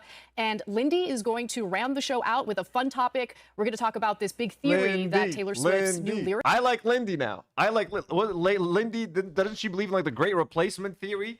Like all these foreigners are coming to replace us whites, and it's like, Lindy, you're Chinese. This is my show. My show. Valuetainment, PBD does it again. Patrick Bet-David, the greatest of producers, folks. I'm kidding. Fuck him. Lyrics are really MAGA coded. Is that true? Well, we're going to have Lindy adjudicate that for us, which I'm very excited about. For our guest today, we have Dr. Gina Loudon. She is a co-host over at RAV TV. The name of the show is American Sunrise, and she's also a children's book author. Thank you for having us, or thank you for being here. Thank you for having me. We also have Emily Austin. Emily is a sports broadcaster and influencer and Miss Universe judge. In recent years, she has. I'm sorry, like Jillian Michaels. What a dumbass, like Patrick PBD. To be honest, like what a fucking idiot. Who would make Jillian Michaels the host of your show when you have Ana Kasparian, who's been hosting a show on TYT for 17 years? You give the hosting duties of a news political show to the trainer, the abusive trainer from The Biggest Loser. Like what a fucking idiot. Like, and that's what happened. She fucking walked off the set because she couldn't fucking handle it. And now Anna, the job went to the rightful person. Again, Anna's problematic as shit. But I'm a fan of hers when it comes to this stuff, man. On political and cultural commentary. She's a proud Jewish advocate for Israel and has been a member of Israel's United Nations mission and has met with high-ranking Israeli. Yeah, the set looks better, definitely. Is this like a printout behind them, or is it like a screen, or did they just like make a big vinyl printout of the logo? Officials, including President Isaac Herzog and Benjamin Netanyahu, recently during the UN General Assembly. Welcome, Emily. Thank you. All right, well, why don't we get started with our first topic, and that has to do with the ongoing PR war. I know, Emily, you've been accused of a lot, so this is a good opportunity for you to kind of weigh in on what you've been accused of and what the reality is. So I'll set this up. Here's what we know. So Israel is fully engaged in what they're calling their eighth front war. That's a reference to the 7 countries that they are currently in conflict with, but the eighth front is really the so-called PR war. And it's all about kind of manipulating the narrative to win the PR war. Now, 7 countries that they're currently bombing. Just keep that in mind. What are they? Lebanon, Palestine, Iran, Yemen, Syria, Iraq, Qatar. 7 countries. Oh my God. Holy fucking shit. God damn. Now that they're kind of losing favorability, not just among the left, but among younger conservatives. So a few weeks ago, during the UN General Assembly, Israeli Prime Minister Benjamin Netanyahu met with social media influencers and laid out a plan to essentially attempt to win the PR war. Can you name any other country other than maybe the United States that's in an 7-front fucking war that is bombing 7 countries and that is also the victim? Name me another country that is currently bombing 7 countries while also being the victim. And we've got that clip. Let's take a look. How do we fight back? Our influencers. I think you should also talk to them if you have a chance. To that community, they're very important. And secondly, we're going to have to use the tools of battle. You know, the weapons change over time. You can't fight today with swords. That doesn't work very well. But we have to fight with the weapons that apply to the battlefields in which we're engaged. And the most important ones are in social media. So we have to talk to Elon. He's not an enemy. He's a friend. We should talk to him. Now, if we can get those 2 things, we get a lot. We have to fight the fight, okay? To give direction to the Jewish people and give direction to our non-Jewish friends, or those who could be our Jewish our friends. Yeah. So after that meeting, a lot of different news stories came out, including one from Responsible Statecraft, arguing that Israel is paying influencers $7,000 per post. Now, the way that that's being carried out is, in my opinion, meant to kind of make it difficult to figure out where the money's coming from. Conceal the money. I mean, you see this happen with nonprofits all the time. They write that these influencers are likely being paid around $7,000 per post on social media, such as TikTok and Instagram, on behalf of Israel. Bridges Partners, a firm working for the Israeli Ministry of Foreign Affairs, sent a series of invoices for its influencer campaign to Havas Media Group in Germany, an international media group working for Israel. The invoices detailed a sum of nearly $1 million, $900,000, starting in June and slated to end in November for a cohort of 14 to 18 influencers to create content. Now, that story has led to all sorts of influencers being accused of taking $7,000 per post. I know I've seen that happen a lot with you, Emily. Yep, I've seen that. I've seen you accused of that, you piece of shit. And you were also at that meeting with influencers. So what's the reality of the situation? So I'll speak on behalf of myself and honestly on behalf of the government a little bit here, the Israeli government. There are a lot of Jewish advocates who are making bank off of this war. And it's not from the government because honestly they can't afford what we charge for public speaking. The Ministry of Foreign Affairs has plenty of... Oh, they can't afford... Who the fuck are you anyways, man? ...conferences in Jerusalem. They don't even do so much as reimbursing your flight. We all kind of... They target influencers who agree with the cause and then recruit us for meetings like what you saw with Bibi for messaging on the same, I guess, wavelength, because everyone's kind of putting all these statements out there, and Bibi was like, why don't we unify our messaging? Which, if you're already pro-Israel, that's a good idea. Now, I think what it turned into was, oh, they don't even believe in the cause, they're getting paid $7,000 per post, which if I was getting $7,000 a post, with all due respect, I wouldn't be sitting here right now. I'd be on vacation once a week, because the amount of posts I've done about Israel for free, I'd be a multi-millionaire if that were true, and many others too. With that being said, I can safely say the government's not funding any influencer. And to be honest, I don't think these Jewish influencers are worth their money spending on. I think they do what every other government does. These sponsored trips, visit Jerusalem, it's mostly for... We all know that's fucking bullshit, but anyways, this lady is one of the prime instruments in the fucking propaganda machine in the United States. She's very prolific when she's constantly on fucking Piers Morgan, wherever she can get on CNN and fucking spread the Zionist agenda. Non-Jews, actually. It's mostly for Catholics. It's mostly for minority communities. I know they did a trans trip to Israel through the MFA. They did a Blacks for Israel trip, but it's actually not the Jews who are benefiting from these trips or agendas. We use our own money to get there. If we meet with the government officials, I met with Prime Minister, I met with Herzog, that wasn't on their dime. That was on my dime. I'm sure if you go on your own expense and you meet them, you'll be accused too of taking the $7,000 per post. It's just not the reality. And Who's this lady? Has she even introduced her? Please? Esther Project, never heard of it. You'll be accused too of taking the $7,000 for post. No idea who this lady is, by the way. It's not the reality. And the Esther Project, never heard of it. Whatever you just said, Chava Media, never heard of it. Maybe other people are taking that money. I'm very jealous if they are. Let me know why you're getting paid and I'm not. But this is not something unique to Israel. Imagine women for Trump. We already all like Trump. Now the government's like, hey guys, we're going to pay you to say something you already believe in. I would sign up for that immediately. Yeah. And Qatar's doing the same thing. Saudi's doing the same thing. Every country's doing the same thing, but it's like Israel will get singled out for that. And that's what I don't like about that. I think the issue is at the volume in which they're doing. Bro, Qatar is not paying $7,000 per Instagram post to say something that is pro-Palestine or pro-Qatar. Like, what the fuck? What are we doing here, man? There's a Get her, Lindy. massive amount of money. And with all due respect, I don't think it's completely accurate to say that influencers aren't getting paid. Because let me tell you. By the government? Wait. I mean, they offer that money to me, and I sent you that exact email, yeah, and let me pull it up. The Consulate General of Israel, okay, wrote me an email offering to pay me to go to Israel. They would pay all my expenses and also pay me, and then I had, they offered to give me a spot for my guest. Lindy coming in with the receipts.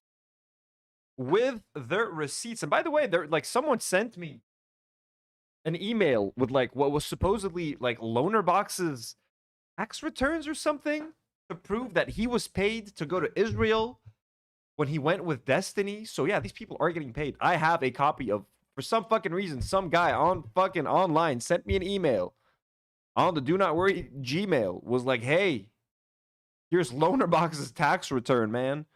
He's been paid. He was paid to go to Israel. Shit. I shot that down. I declined because it didn't sit right with me. This is about a year ago, okay? So I don't think Anna was saying that they were targeting Jewish influencers. The issue is that they were targeting influencers. They are targeting influencers. But yeah, Yeah, Invisible Pinecone says, I think Anna is making Lindy woke. I know, right? And like, remember the first episode? Like Anna yelled at Lindy, like, hey, Lindy, like, let me speak, Lindy. And like, Lindy was scared. Poor Lindy. Poor Lindy. Now they're fucking with each other. I think the best thing that could have happened to them was Jillian leaving. Now they can all exist together, and Anna can brainwash them and make them all anti-trans. No, I'm kidding. It happened to trips to Israel. They pay for the cost in their hotels. You're saying that the point that she's making is correct. They are targeting influencers to convey a pro-Israel message around the country because they understand. Did they ask you to put out any messaging, or they offered you a trip? They did, absolutely. In the email, can I see it? They called wanted me you to use specific language while visiting no. the trip? They don't give me a script. They wanted me to use the way that I usually talk with my audience and convey a pro-Israel message to my audience, which I refuse to do. But are you upset they offered you that trip when every other country does the same thing for influencers? I've never gotten that. Yeah, they do. I've never Qatar's doing a trip at the end of the month for Black conservative. But we don't have a problem in the country of high level, social media influencers influencing our government in terms of foreign policy as it pertains to Qatar. And by the way, Qatar is a U.S. ally. We literally have our largest military. Qatar, come on, Anna, you're Armenian. You know better than that. Saying Qatar. Qatar. Qatar. Say Qatar, at least. I don't like Qatar. So if I say Qatar. Qatar. Qatar. Come on, man. Military base Come on, there. Jack. And in fact, it played a really important role in ceasefire negotiations, which is why Hamas negotiators were there to begin with. That was at the behest of Donald Trump, who wanted them to remain there so they can, continue the negotiations and get a ceasefire signed. I think what people are noticing and what people are being critical of is the level of influence it appears Israel has over our foreign policy, both through the Israel lobby, of course, bribing our politicians. Well, the Qatar lobby is putting tenfold what Israel's putting. There's no equivalent of AIPAC on the Qatar side. There's just no equivalent. There isn't an equivalent. You're right. There's AIPAC hegemony in the United States Congress right now. Like, a lot of Republican representatives are telling truth. Matt Gaetz, who's, he has no incentive to keep up the charade anymore. He's saying the first thing that happened when I entered the United States Congress was sit down for a Q&A session. Saw something interesting. Speaking of AIPAC. AIPAC is starting to get more involved in Asian politics because they feel like they're losing their grip on the West, and they feel like young Westerners aren't fucking with Israel anymore. So now they're putting most of their eggs. Did I send myself this link to talk about this? Did I not? Oh, I did not send myself. Let me see if I can find the article. Israel, Asia, West Falls. Yep, Israel National News. Look at this. AIPAC is starting to send representatives to like Taiwan. Can I even open this here? So Israel National News. As the West dies, Israel's future lies with rising Asia. Israel shares increasingly fewer values with the leftist West, which, in its bid to destroy itself, has abandoned its history, culture, uniqueness, and belief in itself. Opinion by Robert Besser. Since its founding, Israel believed it could develop alliances with Western countries because we shared the ancient values of our Judeo-Christian heritage. We also believed such alliances were natural joinings since we Jews had much in common with Western civilization. But the 77-year history of Israel's diplomatic alliance with the West appears to be ending, and increasingly we see that we have disturbingly little in common with the dying West. So just because the young Gen Z and Gen Alpha don't agree with the genocide, Israel has decided that the West is dying. Now, the West is kind of dying, at least the West as you know it, but not for the reason that this guy wants you to believe.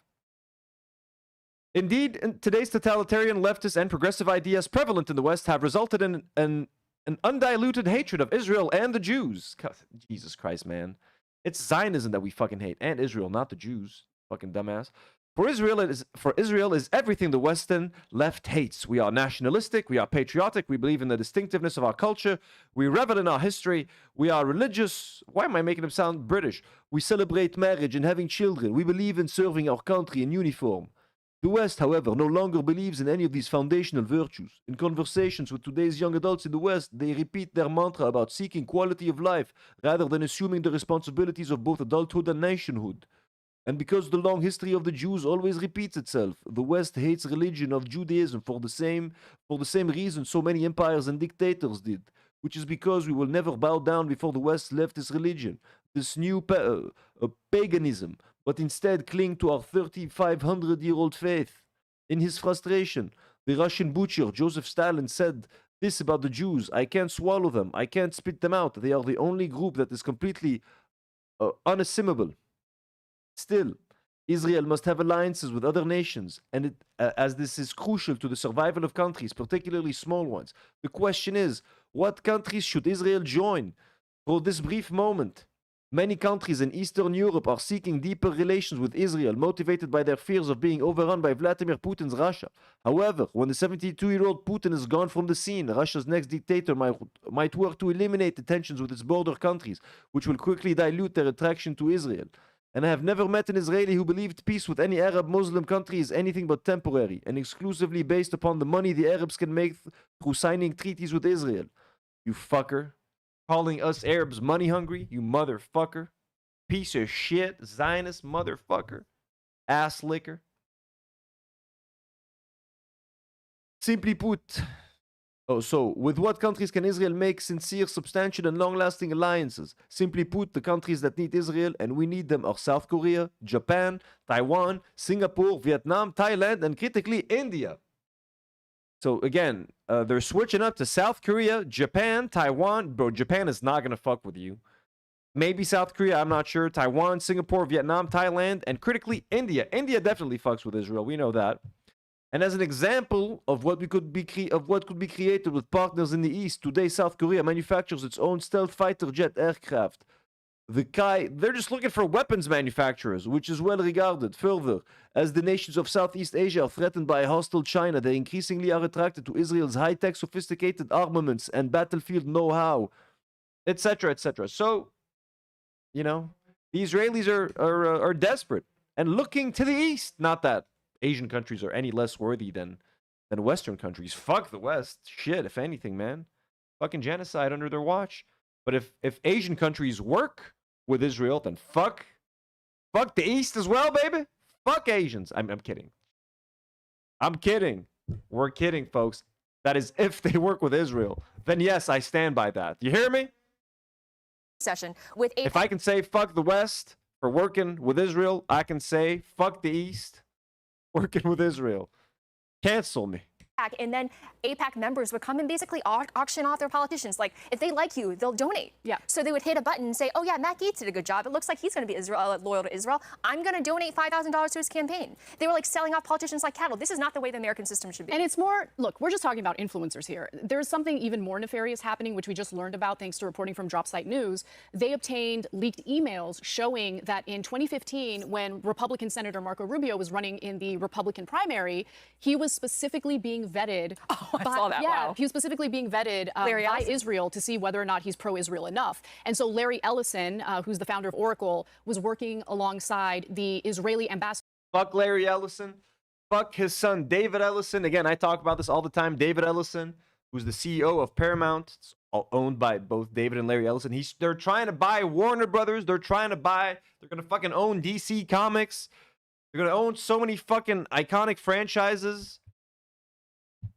Fuckers, man. Again, Paramount, owned by Larry and David Ellison, is the streaming service that released that October the 7th series called Red Alert. They fired Melissa Barrera from Scream 7 because she was anti-Israel on her Instagram stories. Fuck the Ellisons. Fuck them trying to buy Warner Brothers. Fuck them. To the United States to do the vetting to make sure he's favorable enough to Israel. And then after he was vetted, Larry Ellison held a huge fundraiser for him in the election cycle. Yeah, and Anna, you and I have clashed a lot on this issue, and I want to give you so much credit for being on the forefront of this because. Oh, look at this! Yeah, Anna really did alpha the shit out of her.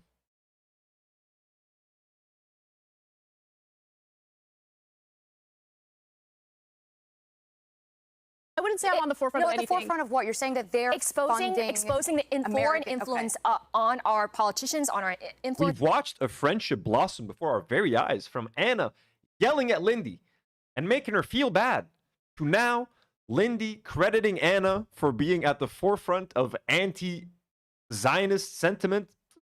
Beautiful. Honestly, brings a tear to my eye. Let's watch that again.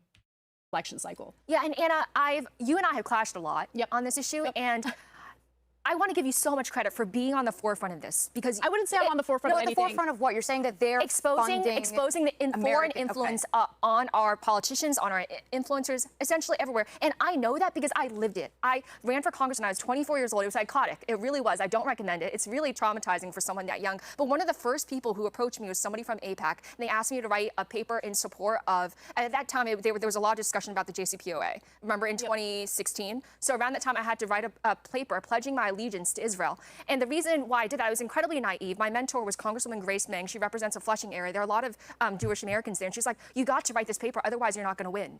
I was running from Pennsylvania. She's like, you got to do this. It's just the way that, I hate it too, but what about all the congressmen and senators who hate Israel very vocally? Actually, they make careers like Matt Gaetz about hating Israel. Thomas Massey, you just mentioned Matt Gaetz, Marjorie Taylor Greene. There's so many congressmen and congresswomen. They don't hate. I wouldn't say they are America first. They understand that we are the United States of America. America first is great, but why is it America only? Forever wars. Why is it? That's a big thing. Is it America only? Oh God! And again, the three people she named, Marjorie Taylor Greene, Thomas Massey, and Matt Gaetz, they're like the only three anti-Israel Republicans, or the only ones that are talking about it. Where's the money going? I think one of the really important things here, and one of the great things we can celebrate about this moment that we're in historically, is that we know all of this. That's because, listen, Big Pharma has been buying off influencers and politicians for a long, long time, and there's no reporting. Not even to mention they buy off major media in this country all the time, so major media won't run. Who is this lady? She looks like she looks like a pageant mom. She looks like she has a daughter who signed up, like a 6-year-old daughter who signed up at a beauty pageant. I don't know why I'm getting like these vibes off of her. Could be the greatest lady on earth. The stories that are exposing the corruption that is within not just Big Pharma, but the AMA, the APA, the list goes on. At least we know about this. I find that really refreshing for our politics today. And I think we have RFK Jr., our secretary, and also President Trump really to thank for this level of transparency that's newfound so that we can have this conversation. Because I do think it's important to understand if billions of dollars are going in from various countries, and I'm going to Israel this week, I'm going to, full disclosure, nobody's paying for it. If they'd like to, I'll take a push. She's going to Israel this week? Who the fuck is this lady? Yeah, she looks like a dance mom, right? Wait, lady, you going to Israel? What's her name again? What's this lady's name? Lindy Lee. So that's Dr. Gina Loudon. Who's Dr. Gina Loudon? Kate says it's the big hair and the fillers. Definitely the big hair. The big hair is definitely giving me those vibes. Take it too if you're watching. But I think it is important that we know. Yeah. Ghoulish Toad, who's been a member for 2 months, says Anthony the Goat. Well, thank you so much, Ghoulish Toad, for being a member for 2 months. You're the Goat for supporting us for 2 months. Much love. What money is coming in? Natuti, what's up? 1 second.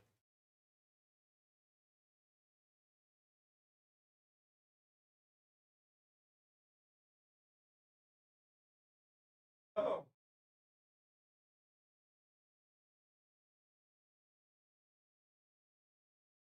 We've been abandoned by Natuti. And maybe even that there are groups out there taking count of this country put in this much money, this country put in this. That's great to know. Yeah, I agree with you. I think there's more transparency now compared to years prior. I mean, corruption has been a really big part of our government, especially after the Citizens United ruling. And look, I want to be very, very clear about something. I want all the money out, okay? But if we have to pick between corporate interests and foreign interests, we can only have one. I want all foreign money out. Yeah, period. I think you've been very consistent on this issue, and something that I think you and I will align on. I don't want to be shipping. Yeah, I agree. All money. Like, if no country should have any influence over the American political system. No foreign money should have any impact over any political system of any country. Okay, me as a Lebanese person, I don't want my government to be influenced by money from any other country. But we have the most corrupt government in the world. They are influenced by anything. So we're not an example here. They'll fucking kill their mothers for $500 here. Like, it's not even funny. Not $40 billion to Argentina either. I totally agree with you. Yeah, I don't. Why are we bailing out Argentina? We should be elevating and prioritizing the American people. Yes. Full stop. End of story. No argument. I don't want to be sending billions of dollars to Ukraine or Israel. I just don't. I care about America. That's it. I don't think we should be fighting Israel's wars. It's just not a responsibility. Do you feel like it's that simple? Because when people say America first, the problem is I think they conflate that with America only. Be right back. America still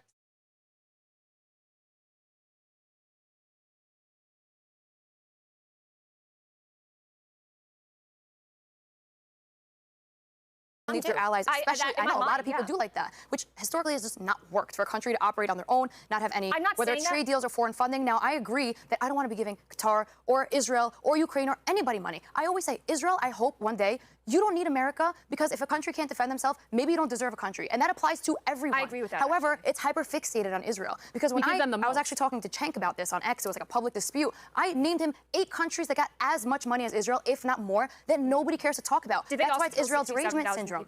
Hold on. Put the mass slaughter aside for a second. Let's just talk about dollars and cents. Israel receives more foreign aid than any other country by a lot. We have given them over $320 million. Since October 7th, we have given them $31 billion. And by the way, when I say give them $31 billion, we are literally, as Americans, borrowing money, because remember, we're in debt to the tune of $37 trillion. We are borrowing money to hand over to Israel to commit, let's keep it real, atrocities in Gaza and the West Bank. And That's according the to way the I United view it. Nations genocide. So. Hell yeah. Look at Lindy calling it a genocide. Look at that. Right, and the word genocide is thrown on very loosely. I don't call losing a war a genocide. It's not a genocide. Let me. Oh, this fucking lady. I don't call losing a war a genocide, and the word genocide is thrown around very loosely? What? Nations genocide. So. Right, and the word genocide is thrown on very loosely. I don't call losing a war a genocide. It's not a genocide. Let me make that very clear right now. What happened in Gaza is not a genocide. So you know better than genocide scholars? Oh, I'm sorry. Everyone's a genocide scholar. In light of everyone being genocide scholar, I have friends that are genocide scholars. Okay, I know what the qualification. So what do you call it? Well, what is it exactly? I call it a war. A war that they lost. flattened the entirety of the Gaza Strip. They lost the war. They lost the war that they started. They lost the war. They lost. You guys hear that?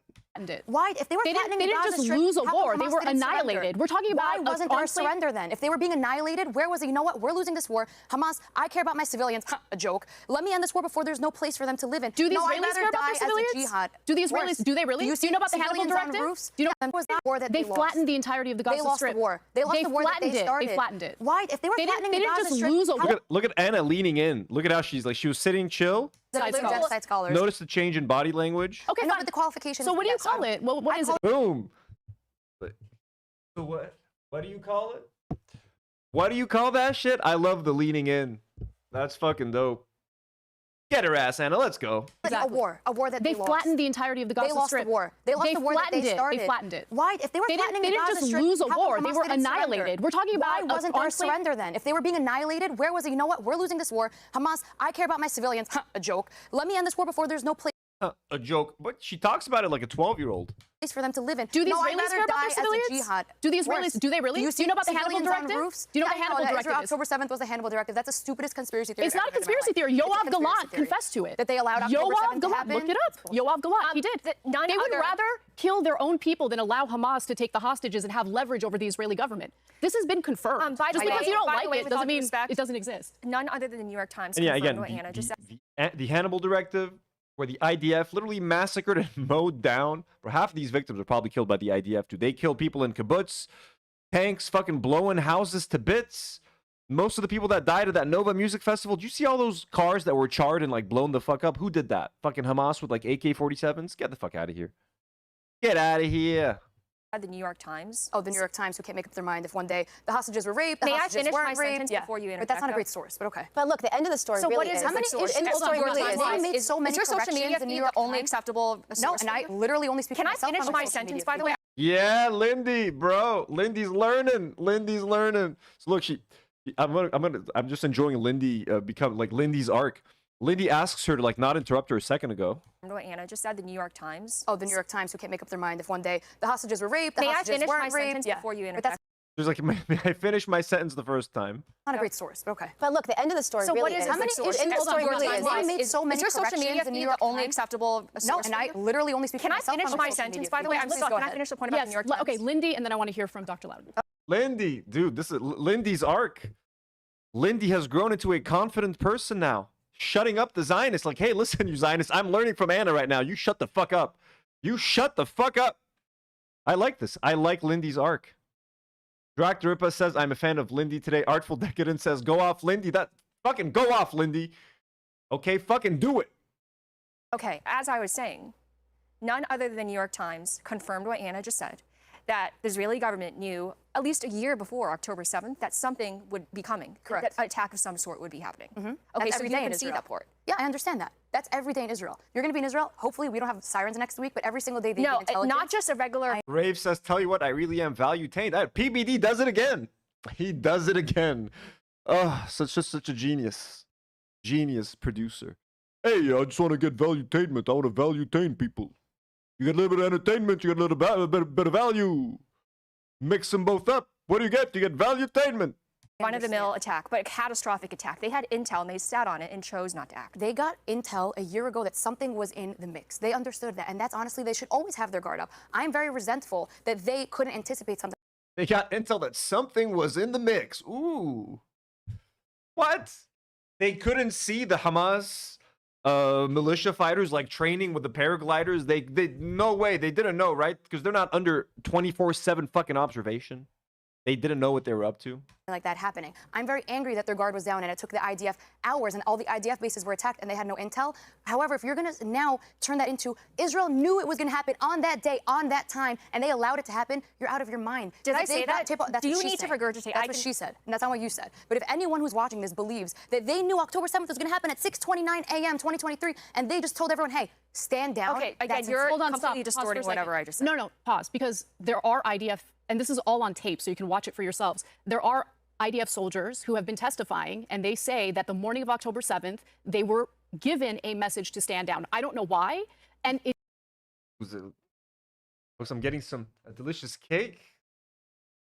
Got a little cameo appearance by Demi. Hello. No, say hi for a second. Thank you. We're watching her take. We're watching people argue about Israel. Thank you so much. 1 second, guys. Got some banana bread and some tea. Look at that. Look at that. Beautiful. It did take several hours, 6-7 hours, for the IDF to respond to people as they were being massacred. And by the way, to be very clear, what Hamas did was disgusting. They committed atrocities. They targeted and killed innocent people. And I will never defend Hamas, ever. I don't care how angry anyone gets at me for that. Demi, everyone says hi.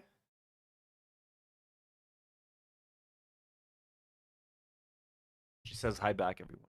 But at the same time, there was the intel from a year ago prior to the attack. Then 3 weeks prior to the attack, they received additional intel indicating that Hamas was planning on taking hostages. So if I were Benjamin Netanyahu, what would I do?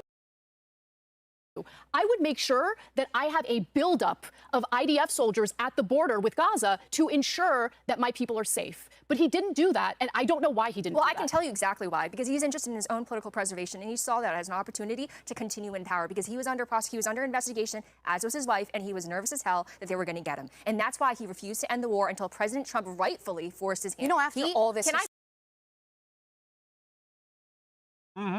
I am very lucky, Marina, thank you. And yes, Marina did get to meet the Queen Demi.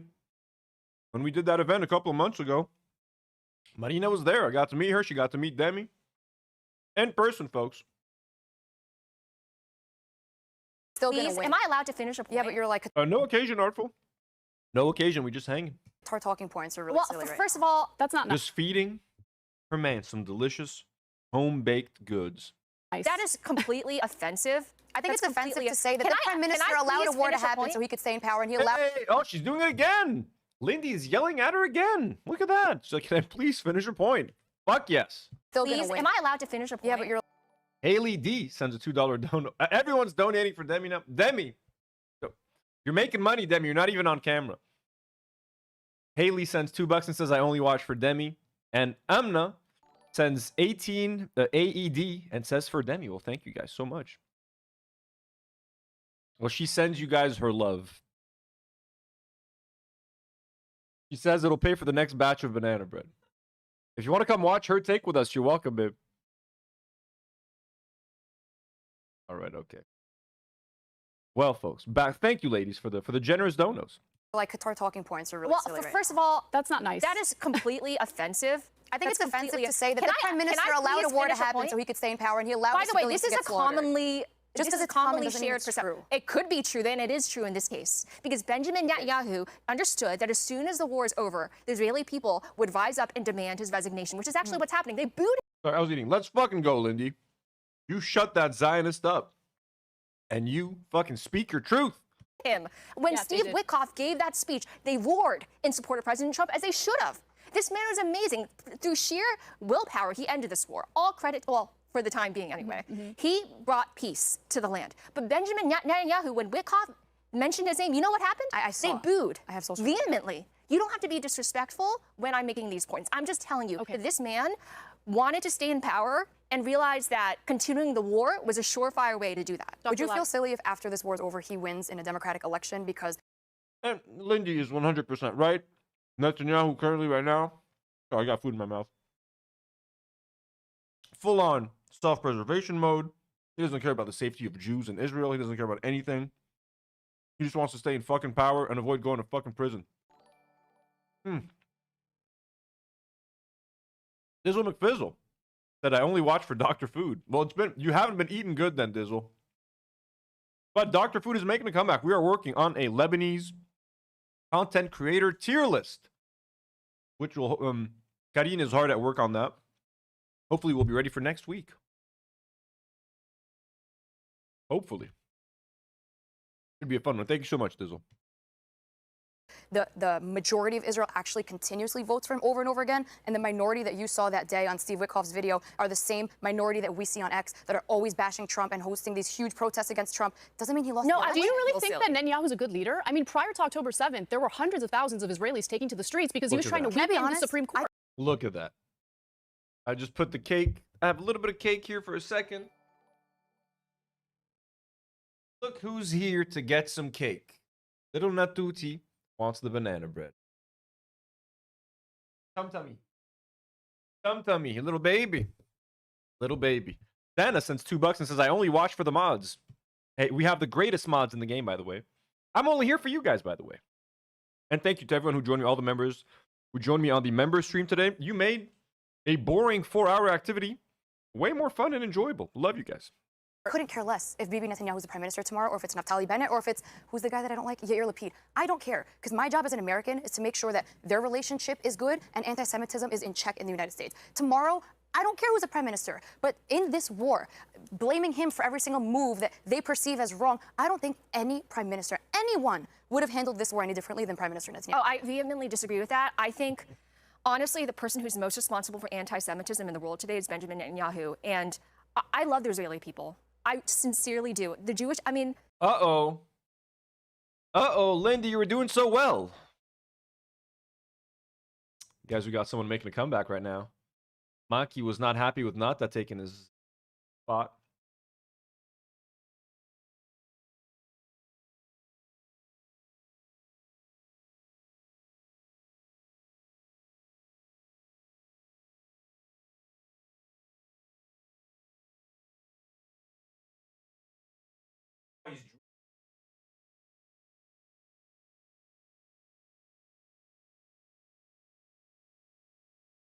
You guys see him drool? You guys see that like drop of he either just drank or he just drooled a nice little juicy drop on that blankie.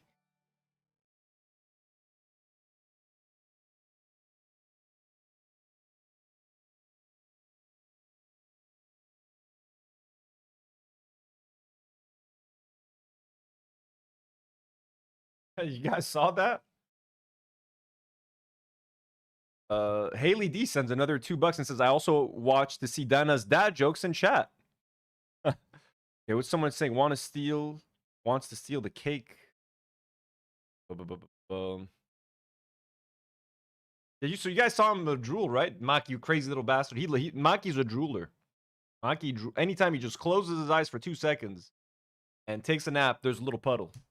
I have such a profound love for the Jewish people. Such a deep, deep, abiding love. Most of my friends are Jewish. The people who have been kindest to me in the darkest periods of my life were almost like all Jewish. But the travesty that Benjamin Netanyahu inflicted on them has been so severe.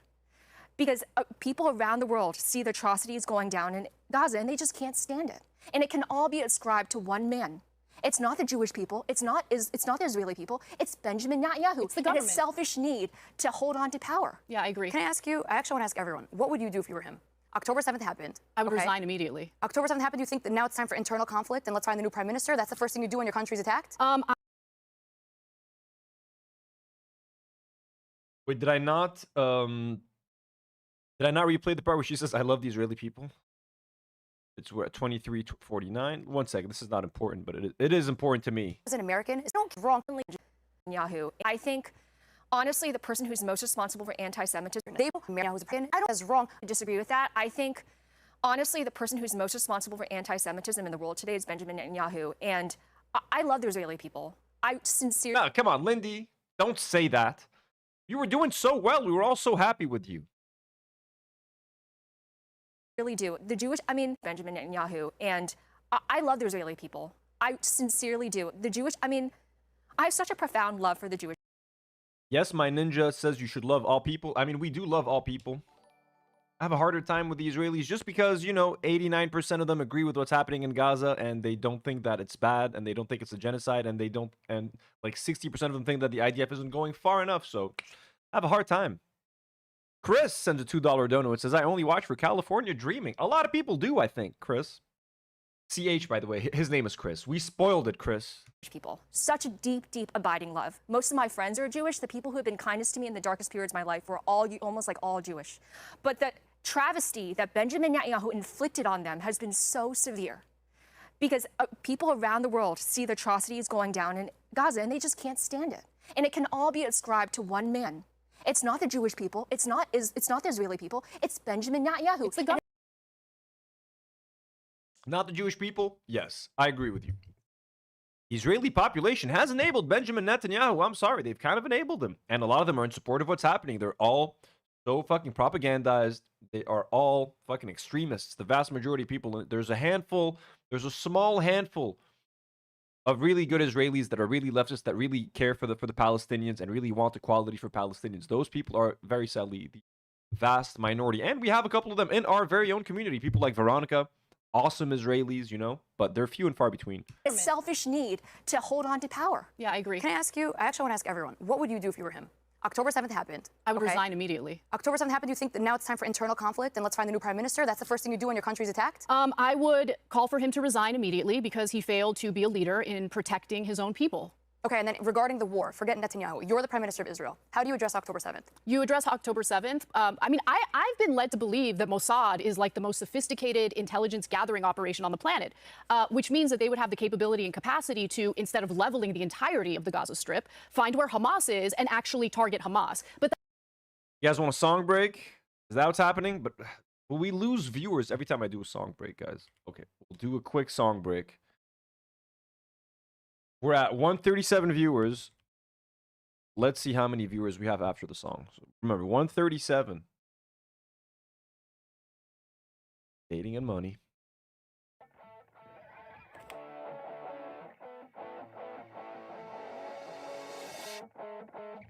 It's the final day, but he's really not afraid. Got a lot of money, but he's on his way. But I'm still the same.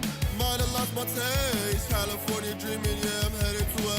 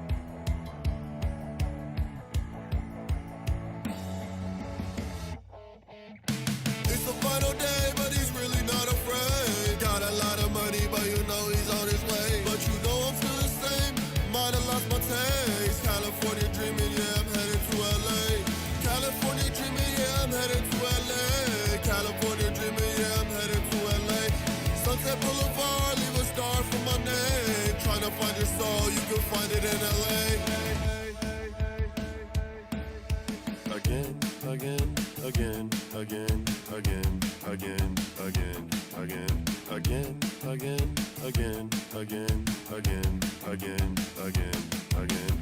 If you wanna see me, meet me on the boulevard. Oh shit, fuck, I need a new guitar. Living in Cali, you know we going hard. Everything we do for the shooting stars.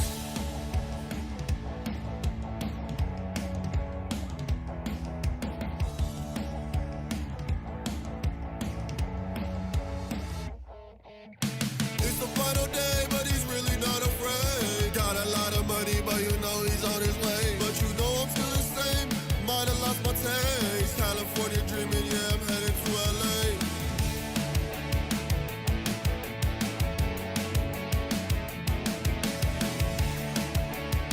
Oh, he's on his way. All right, there you go. We lost 10 viewers. But, Maki, you made another $5. Maki, Uncle Jim sent you more money. Say thank you, Makuki. All right. Maki says thank you, Uncle Jim. We love you. That wasn't really the goal. The real goal was to make the Gaza Strip uninhabitable. I will do a cover. You know what? Let's get back to 30,000 subscribers and I will cover this fucking song live on stream. And that is a fucking promise. Engage in a campaign of ethnic cleansing. This is what the Israeli government says out loud on a regular basis, and essentially take and settle that land as part of the greater Israel project. Exactly, I was just going to mention that. And by Why the way, did they do it? They want now the war's over. They're doing it right now. They're taking Gaza? They're going to take Can I buy property in Gaza now? I mean, it would be pretty disgusting. What if that didn't happen? But what if that doesn't happen? Are you going to rescind your statement? That Absolutely. I will very happily rescind my statement. I've been hearing that please, for so I'm probably long. not I would love to be proven wrong, but and you know, I would love to be proven wrong. That would make me so happy. But the cover, like, I'm going to sing it shitty like he does. I'm just going to recreate it. Like, oh, you know, he's on his way. I want to sound like that. I don't want to make it sound good. It's going to sound bad. Okay, bad but good.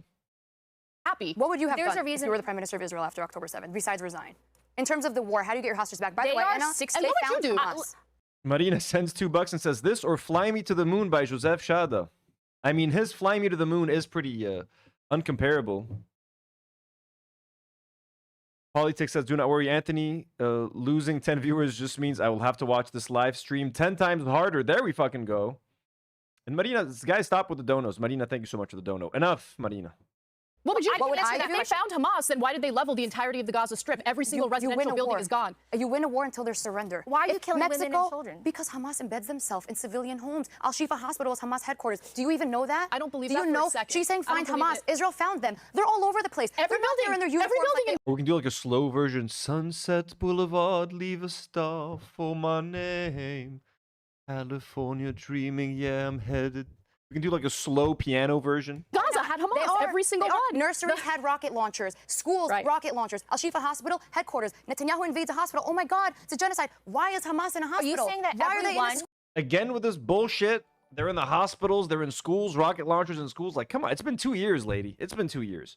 Honk Big sends $7 Canadian and says super chat to make up for lost viewers. They're lost, by the way. They're back. We're back at 134, guys. We're almost the 10 viewers that disappeared came back. And I was just kidding. I'm messing with you guys. We're having fun here. Cool. Are you saying that every one of the Thank you, Honk Big. Much love. 67,000 people who lost their lives, many of whom are women and children? I blame who? Netanyahu invades a hospital. Oh my God, it's a genocide. Why is Hamas in a hospital? Are you saying that Why are they in a school? Are you saying that every one of the 67,000 people who lost their lives, many of whom They're still saying 67,000. Guys, the number has been updated to like 600,000. Get with the program, Lindy. Come on, we like you today. are women and children? I blame Hamas. You're saying that it was, it was justified. Every one of them they should not have been civilian human shields. They should not have been in hospitals. Do you know everyone likes to talk about Bibi Netanyahu being precise when it comes to Hezbollah and genociding when it comes to Gaza? One thing, and I'm not giving credit to Hezbollah here, they didn't embed themselves in civilian homes. They actually wore their military uniform and were committing jihad out and proud in the public. When Hamas, during the war... And they're committing jihad out in the public? Jesus fuck, lady. And by the way, they did accuse Hezbollah of embedding themselves. They even showed a graphic of like Lebanese people having rocket launchers in their garages. Newsflash, Lebanese people don't have garages for the most part. They were showing these homes in the south with fucking rocket launchers. So they were trying to say that Hezbollah does embed themselves in civilian homes just to excuse themselves from bombing whatever fucking building they wanted. Okay, and guess what? They're going to do it again. They're about to do it again in a couple of months. There's already increased Israeli activity at the border. Word is hot around town that war be coming back to Lebanon probably after the Pope finishes his visit here, maybe even after Christmas. But I think the podcast is going to be turning political in a couple of months again, and I'm going to be coming to you with like, hey, Israel's fucking bombing the shit out of us again. So Haley D sends $2 and says, "You mean khalas khay?" That is exactly what we mean, Haley. I love that you're all learning Arabic.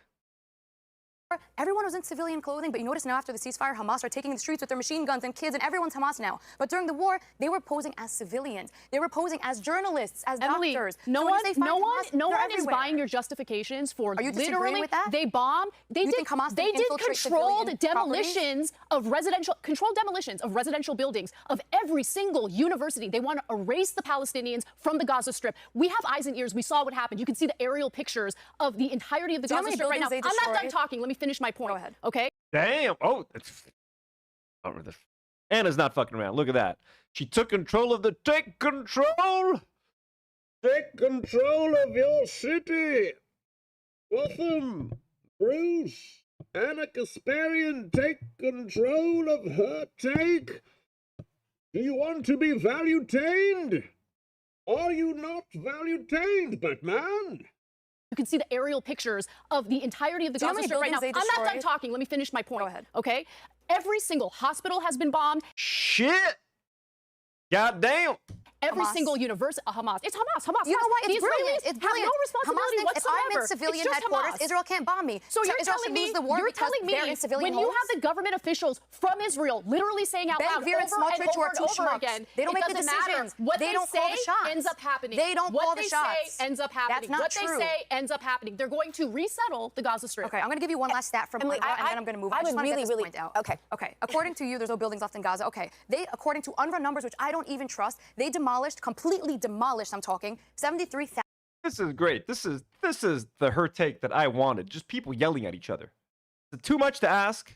Buildings. They 83%. collapsed more, 83% of the buildings, right? If they killed 67,000 people and they demolished 73,000 buildings, that means they killed less than one person per entirety of a building that was knocked out. You know why? Because Israel might be the only military in the world that will send leaflets before they attack, sirens before they attack. Everyone in Gaza has Wi-Fi apparently. Alerts.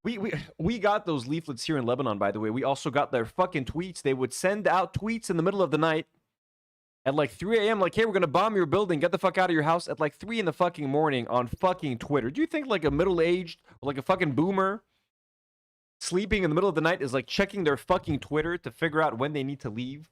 Okay, how do you kill 700,000 people if you're actually throwing leaflets and you actually care about the well-being of these civilians? They'll do the double tap, or they'll bomb the house, and then they give you 30 seconds to pack your shit and run out before they bomb the whole thing? Get out of here. Answer their phone before they attack and give them a chance to evacuate. Yes, Chris says, like the stream or I will steal your candy. Like the stream, everyone. We're at 72 likes. Like it. Appreciate getting 0.9 people I would per love, building. Okay, first That's of an all, amazing ratio first for of all, war. We're close to now a death toll of 69,000 people slaughtered Then in that's Gaza. 0.97 people per building. I really That's very low. don't want to yell, but you keep interrupting, and it makes it difficult for me to make my point when you're interrupting me. So please stop doing that. I don't want to yell. All right. All right. She's fucking scared. Look at that. Make my point when you're interrupting me. So please stop doing that. I don't want to yell. All right. No respect. She's terrified, dude. Honestly, Anna can be scary. Like Anna, I would not fuck with Anna, to be honest. You know, she could be terrifying. Almost 69,000 people slaughtered, gone. There's 10,000 people 600,000. Get your numbers straight. missing, trapped under the rubble, presumed dead for obvious reasons. Okay. How are you going to sit here and talk about but they dropped leaflets. They And dropped by the way, leaflets. I'm just- can people just drop leaflets at your home before they totally just annihilate it and destroy it? It totally blows my mind. And you're going to say That's thank one you? person per building. Okay, war it ratio, that's totally- the lowest in history of war. Okay, I Emily, gotta say, hold that's on, pretty Libby. precise. That's That precise. argument That's is precise. so.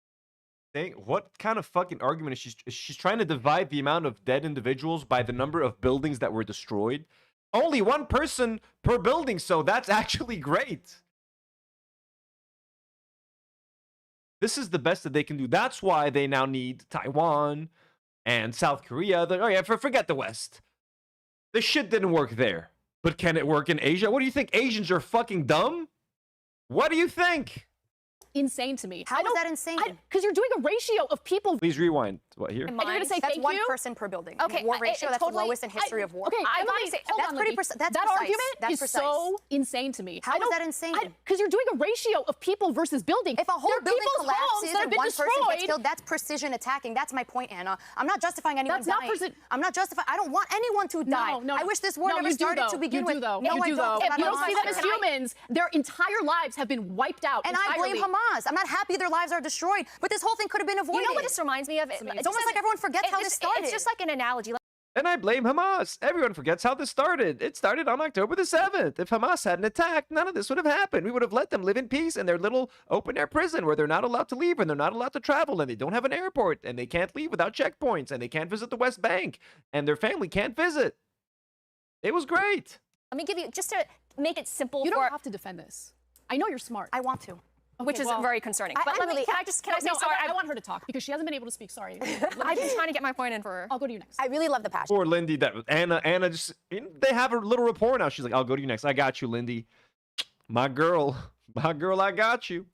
No, sorry, I want her to talk because she hasn't been able to speak. Sorry. I've been trying to get my point in for her. I'll go to you next. I really love the passion. I really do. And I think that, in everything, as I've watched politics over Yeah, who the fuck are you again? Who's this lady? my lifetime, I've realized that everything has to come back to, so what do we do about it? Because we can argue back and forth, and there are valid points. And I'm certainly not Switzerland here. I have all my own opinions. But the one thing that's not being mentioned is what has happened to Christian churches, Christian buildings, Christian people have also been bombed. And I want to know, where's the accountability? You know what? Amen to that. Oh, Kyrie eleison, Kyrie eleison. This is an Aramaic, I think. This is Aramaic, right? It's a prayer in Aramaic from church. Listen, man, as a Lebanese Christian, as a Christian Arab, I mean, atheist, agnostic, but technically Christian, we don't get a lot of coverage. And a lot of this, people always use but Islam is bad and Islam is coming for us. And these Muslims, they just want to burn the West. They conveniently forget that Israel is also destroying and murdering and genociding Christians. But they don't care. It doesn't make a difference to them. Your skin is brown, a little hairy. What's that? You have an accent? We're going to bomb the shit out of you, man. Okay, that's how it works. They don't care that they're Christian Palestinians or Christian Lebanese people. This isn't about Islam. This was never about religion. This was never about Muslims hating the West or wanting to destroy Western values. Okay. For that in media, in our own country, by the way. I agree. Where's the accountability from that? I've never heard Israel mentioned. I've certainly never heard Netanyahu mention it. I would like to know the answer on that. And what about the Bunka Cats have just come in, folks. We got the Bunka Cat and his crew of misfits are in the chat. Everybody welcome the Bunka Cat. a three-state solution? Why is it always, two-state or not? Why can't it be a three-state solution? Wait, why can't it be Jews and Muslims live together? Why can't they be? How come Muslims are allowed to live in Israel, 2.8 million Muslims, but a Jew in Gaza is a hostage? Why does it have to be one state, two state? Can't be a country where everyone lives like the United States, perhaps? I mean, that would be... Who forced the Palestinians to live in Gaza? Who forced them to live there and put them in there like sardines in a can? Ideal, but Israel does not want that. They want a Jewish state. That's what they say. And Hamas wants a Muslim state. Okay, let them have their own state. Let them have self-determination. By the way, Palestinian Muslims and Christians have been living very peacefully together, side by side, in the West Bank. And in the West Bank, those Jews churches, weren't allowed, by the way. Those churches, well, Jews tried to steal that land and settle that land in the West Bank. They're building illegal settlements as we speak and attempting to annex it. But they can't legally the point I'm trying to make is that not just in Gaza, where the only Catholic church was bombed by the IDF, years prior, there's a church in the West Bank that ended up getting bombed as well, and it was a disaster. Christians get routinely spit on when they go to Jerusalem. It's insane. It's all on video. Because there were people even sheltering in that church for safety, and they bombed that church anyway. So yeah, it's confusing to be a Christian when you travel there and see all that. And again, I'm from Jewish lineage. I really, really hate everything that has happened here. I hope it amounts to good things eventually, right? We all hope that. I think everyone sitting at the table really hopes that. But it's really confusing. I don't understand things like why at the place where the Garden of Gethsemane, where there's a tomb of Jesus and so many holy sites like that, why is it allowed that these prayers are piped in so loud you can't even be there and say a prayer without? Why is that allowed? Why does the Knesset allow that? I don't understand it. So I think it comes down to, we can stop arguing if there are laws in place that reign over all of this. For example, when you guys were talking about the media and how much money has been spent buying influencers, I'm glad it's disclosed. I'm glad we know about it, like I said. But beyond that, what can be done? Should there be limits? Well, I can tell you exactly. We need regulations. But do we? Because when you put in regulations, if I can just say really quickly, for example, election reform regulations that we put in a long time ago, all the money just then goes under the table. So disclosure and transparency, I think, are number one. I think that Americans need to demand that from everyone, not just Israel, not just other foreign interests. Total transparency, I think, is one thing. But I think having conversations about what happened, because the reality is we may never know everything. So I think having conversations about solutions is a really good place to start to come together and to say, hey, maybe you think this and you think this. What can we agree on and work for together? Yeah, there's some points that I just got to address. I can't let it slide on the table. And then we got to move on. Yeah, when somebody says, oh, I blame Hamas for everything. You know what it reminds me of? What was she? I completely like zoned out while she was talking. Whose loud prayer is she complaining about? The Christians or the Muslims, or who's she complaining about? 33-23. I'm going to go back just a second, guys. I completely zoned the fuck out. I'm sorry. He just then goes under the table. I can show that.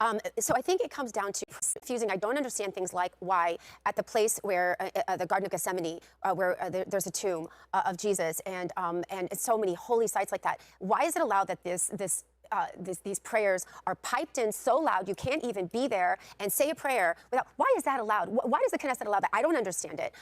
So I think it comes down to the Muslim call to prayer. She doesn't like that. I really, really hate everything that has happened here. Bunkakat sends 6 pounds and says, big up Ana Kasparian, my right-winger auntie. That's right. Let's skip to the yelling. Let's do that. Let's try to figure out where there's some yelling. Let's follow Artful Decadence's advice, because I do got to go also eventually. Joseph Stalin was... I'm glad we know about it, like I said. But beyond that, what... So they know that people would flood the bombed area in order to save lives, as you should. And gave Trump money and she told him, I want you to annex the West. Widely reported, yeah. Widely reported? It is. That's not a fact. It's widely reported I'm getting paid $7,000. That's not a fact. Well, it's widely reported. There's no... Dean Kiswani justifies it, but that's defamation. What? Huge cash infusion, $100 million in return for allowing Israel to annex the West Bank. I know Trump has said vocally that he won't let that happen, but in practice, it's already happening. They're building illegal settlements in the West Bank as we speak. But that was the deal. She gave Trump money and she told him, I want you to annex the West Bank. Widely reported, yeah. Widely reported? It is. That's not a fact.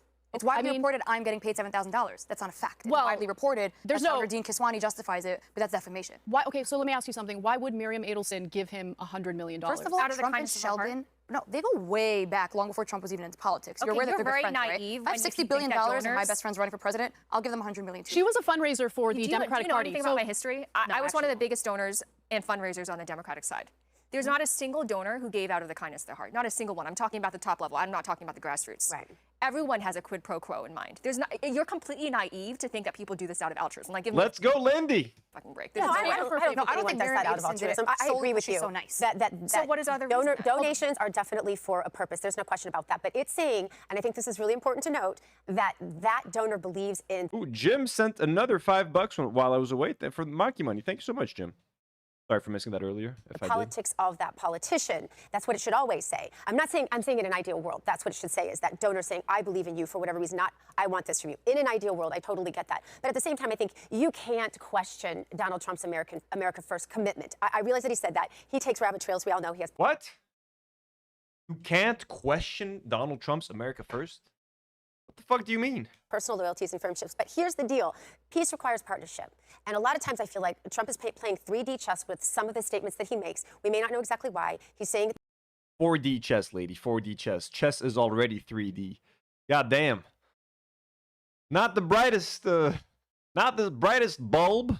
The things he says, either out of loyalty or partnership building, which has benefited all of us in ways that I think are innumerable at this point, and I think we could all probably agree to that, or he has some reason why he's saying something. So I think to accuse Donald Trump, I just don't think it's realistic, because it's not what you say, it's what you do, and what he's done so far, and I'm hearing everyone consensus really here, is to prove that he is America First. If it came down to Israel and the United States, there's not a question in the world where President Trump would come down on that. I hope you're right. Let's get to some yelling.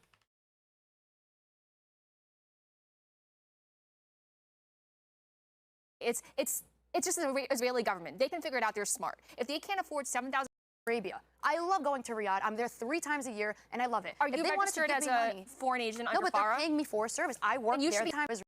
I wasn't paid by Israel. I wasn't paid by the Biden campaign, because technically on paper they weren't. They were paid by private donors and private companies in order to say that they are actually, it's organic, it's how they actually feel. All the while they were receiving money. Do you understand? Okay, and I have a hypothetical question. If tomorrow I got bankrolled by Israel, I got Miriam Adelson type money coming to my bank account, I am already pro-Israel. Why can't I be paid for that? If I'm pro-Saudi Arabia, I love going to Riyadh. I'm there 3 times a year, and I love it. Are you registered as a foreign agent under No, but they're FARA? paying me for service. I work And you there. should be they're registering paying me. under That's FARA. fine. I'm not It's fine. lobbying. I have It's nothing to do fine if they're lobbying. paying you. I'm a person who's being employed by them. Why is that a problem? Because it's Israel? Because a million other countries are doing the same But they're thing. not. Okay, By the way, hold on, Israel was the only country that emailed me, to be honest. You're saying all the countries around the world are doing it. Hold Israel on. was the only Okay, foreign that's nation. you. I can name you 35 people. It's not you that are being As reached media, out to by I've had other other countries. indications too.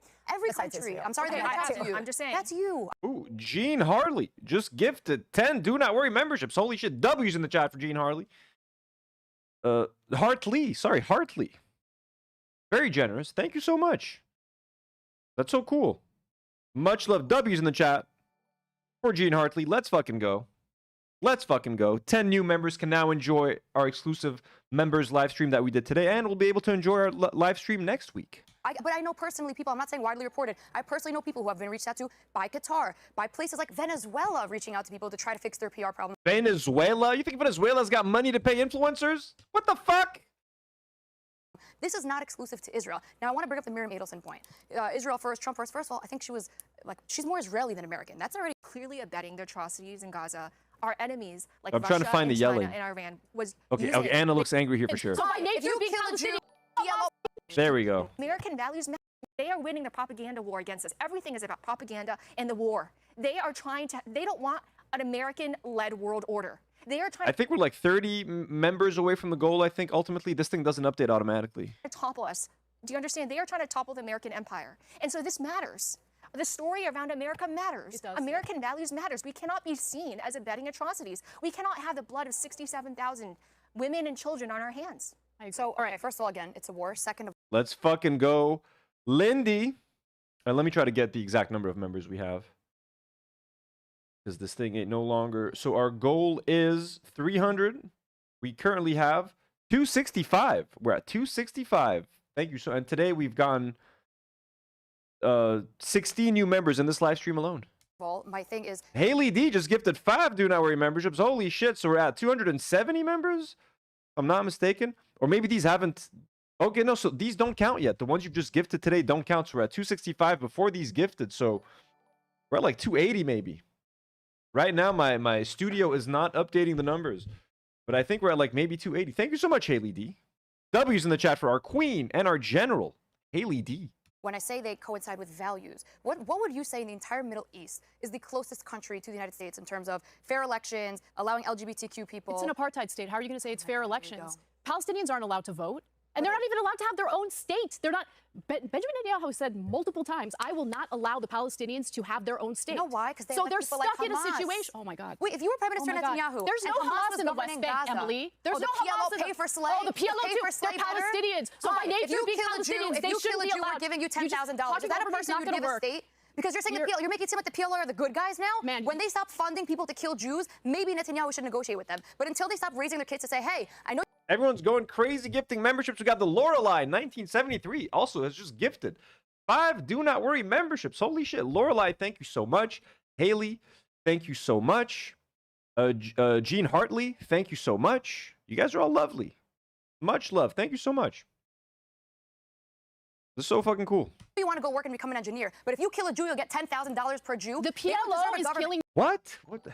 Let's just watch them yell. Jews Pay in the for West slay. Bank. The PLO Pay for is slay. on its knees. Pay for slay. Beyond Google it. deferential to Pay the for slay. Israelis, doing everything they can to show we're being peaceful. Let us have our own state. What about pay But for what do slay they is keep doing? peaceful? What do they keep doing? They keep building Can you address illegal my point? settlements. They What is keep pay for building slay? illegal settlements. They keep building illegal heard you 3 settlements. times. What is yeah, pay but for you don't slay? care, right? You don't care. What is Let me pay go in for your neighborhood. slay? What do you say? That's what they do in the West Bank. The PLO funds people to kill Jews. Has this not been something you've been Have you informed not of? seen these Pay for slay. What the fuck? PLO pays Palestinians to kill Jews. That make. All right, I don't know. I don't even know what the fuck to say about this, man. Pay for slay. It was like pay to play. You're trying to make it sound like a video game. Pay to play. It's the first time I hear this fucking Hasbara point. I'm not gonna lie to you guys. It's the first time I hear the pay for slay fucking argument that the PLO is out there paying Palestinians 10 grand to kill a Jewish person. Okay, interesting.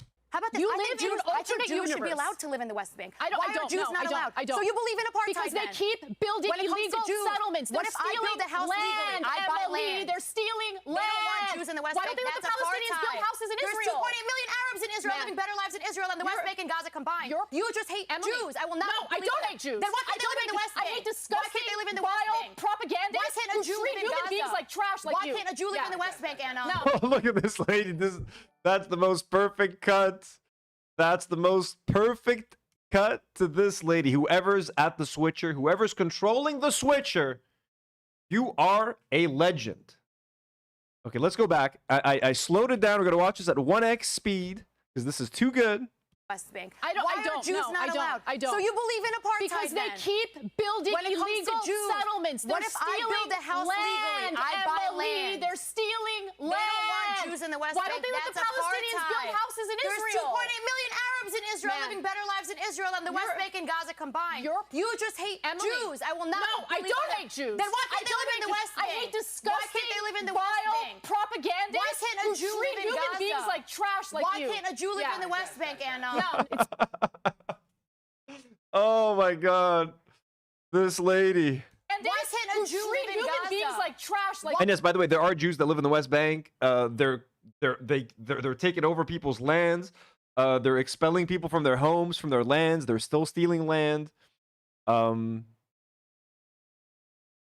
would Jewish people want to live in Gaza when it's like a fucking shithole? When it's like a open air prison shithole that they've essentially designated to like get rid of the Palestinians. Like just shove them all over there and we won't have to look at them or think about them.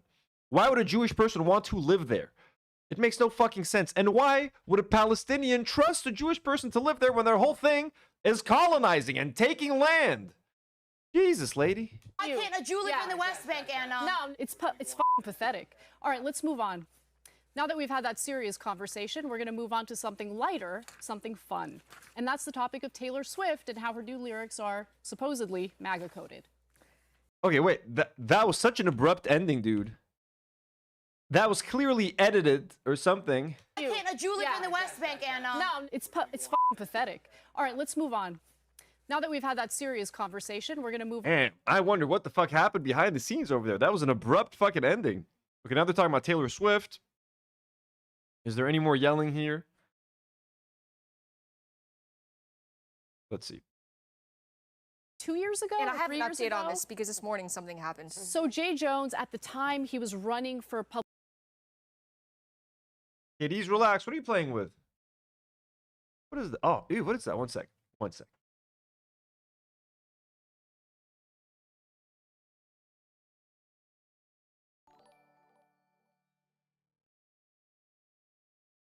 Aki got his hands on a sandwich wrap.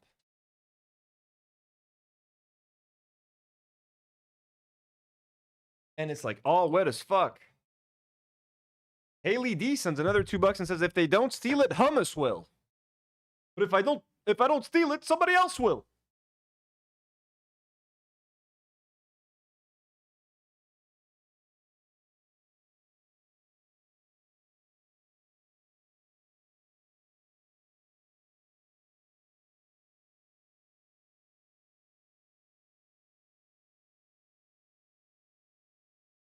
Guys, I'm gonna pee. I'll be right back.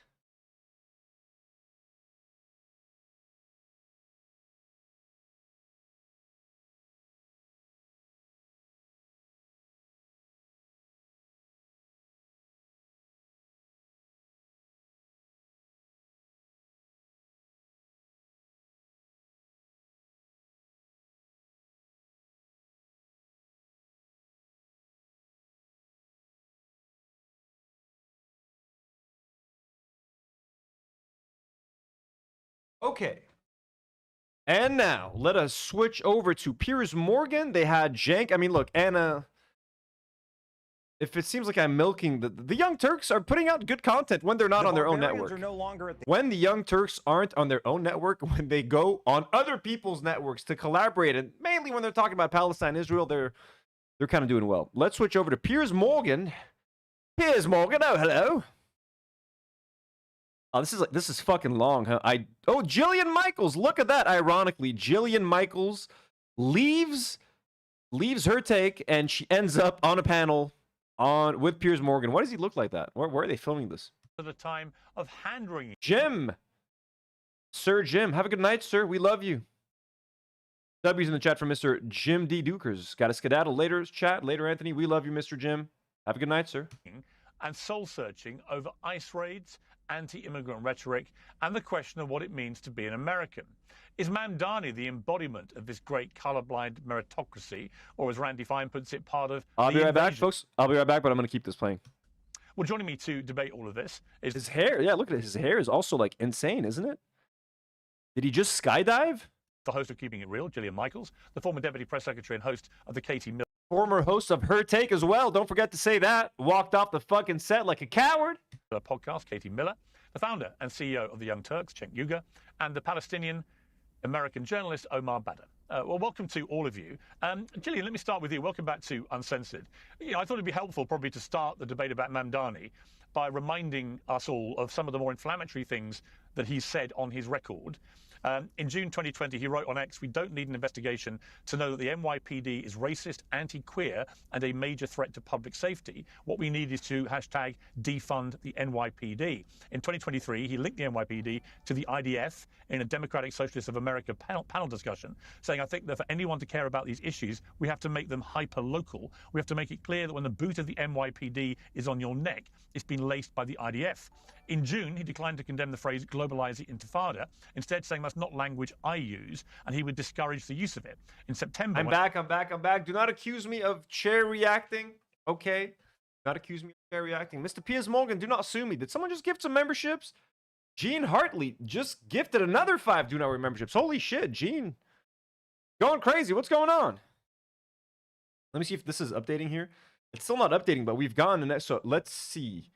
We've gotten an extra 31 members today, 265. I think we hit 300 members. Holy shit. Thank you so much, Gene. Going fucking crazy. Hope you're enjoying the stream. Thank you. Much love. And asked if he agreed with the Israeli Prime Minister's stance that Hamas is a terrorist group that needs to be destroyed. Mamdani said, "I'm not going to echo the words of Benjamin Netanyahu." When you take it in totality, I can see why people have got exercised about this, albeit with the last two, a failure to do something. Is We're going to go for about another 30 minutes or so. 30 minutes. And then I'm going to let you guys go. It's 11 p.m. over here. Quite the same as endorsing it. We should be that should be recorded. But what is your view about Mamdani? Well, the one thing that I would hope people stop doing is pointing out that he's Muslim, because honestly, who cares? What does that have to do with anything regarding his policies and how he will run New York City? So that should be called out from the get. It's wrong. Nobody should do it. Simultaneously, yes, a lot of the things you said are alarming to me. I do wish, dude, just come out and condemn Hamas. It's not that hard. It's very common sense, in my opinion. What's alarming to me about Fuck you, Jillian Michaels.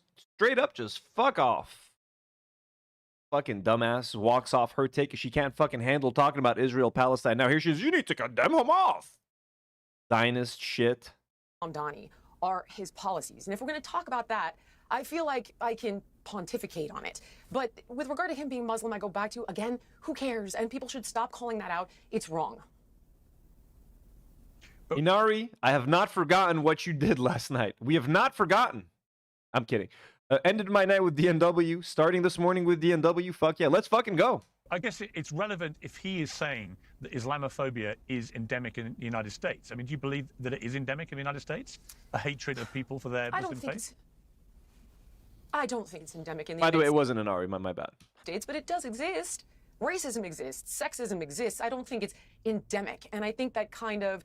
It was Irene's fault. Fear-mongering, rage-baiting is literally tearing us apart, which is why I want to see it stop when it comes to his religion as well.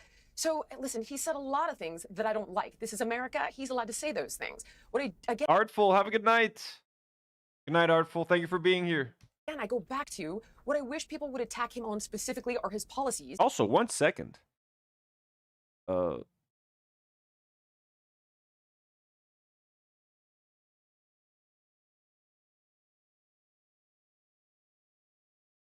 Artful, I don't know if you've ever been interested in being a mod, but you're now a moderator.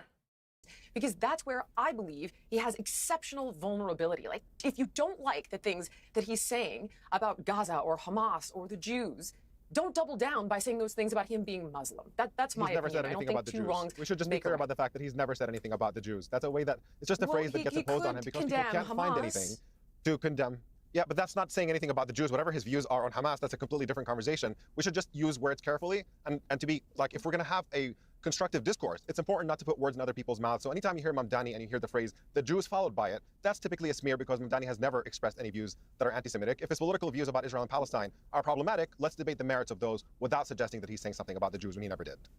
Oh, okay. What about this one? And then don't feel any extra pressure by becoming a mod, Artful. You're here all the time. You're someone I trust infinitely with this community, a valued member of this community. It is the least we can do. You have been knighted. One second. Let's make this official. 1 second.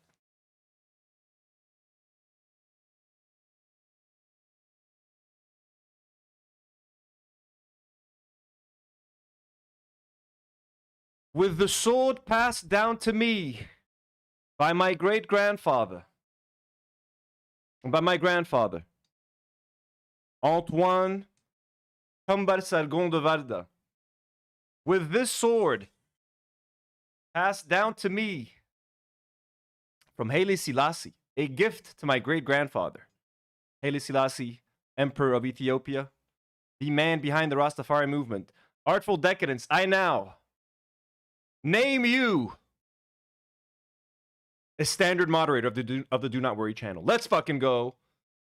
Let's fucking go. And to everyone who was a mod before being knighted with the sword, I now officially give you the same honor. So Haley D, you are now retroactively honored with the sword. Artful Decadence, you are now retroactively knighted with the sword. Marina Nimbus, you are now retroactively knighted with the sword. Who else we got? Well, did I forget anyone here? All mods, Nour, our Nour, beloved Nour, you've now been knighted with the sword. Welcome and carry your name with honor. Carry your title with honor. Serve your community proud. We love you. Thank you. You've officially been knighted by the fucking Prince of Assyria. Let's go. He has a rap song. Okay. I was going to say he has a rap song where he celebrates the Holy Land Five, who have gone to jail for sending millions of dollars to Hamas. How do you think that would make a Jewish person feel? Probably not great. Not great, Jillian. I never heard of that song. Israel slaughters. Hold on. Okay, I mean, it exists. Our children over and over. I have a few other names in mind that should be mods, but let's do this sporadically every now and then. Surprise knightings in the middle of a live stream. Let's fucking do that. New gimmick. We just unlocked a new segment on the show. Knighting people. That's fucking fun. Over and over again. And all we do is, and Piers, this is really important. It's not that the American people are Islamophobic. It's that American media, mainstream media, and almost all the Israeli supporters are the most bigoted, racist people in the country. They despise Muslims. All they do is smear Muslims 24/7 while pretending that they're concerned about bigotry, but only when it affects their beloved Israel. So they're like, oh my God, I'm so concerned about anti-Semitism. Oh, you said something slightly true, actually very true about Israel, but it hurt my feelings. You're an anti-Semite, fire him, cancel him, etc. This is all thuggery. There's a bunch of pro-Israeli forces inside America. They've taken over our Congress. They've taken over mainstream media. And not only do they try to smear, cancel, fire, and arrest anyone who criticizes Israel, but on top of that, they now demand that you be racist and bigoted against Muslims. And it's so hilarious. Because Mamdani, hold on, let me finish. Okay, one sec. Let's go back a little bit. I'm missing out. So this is Stephen Miller's wife. Stephen Miller is who? He's a fucking psycho who's what's his title right now? Stephen Miller.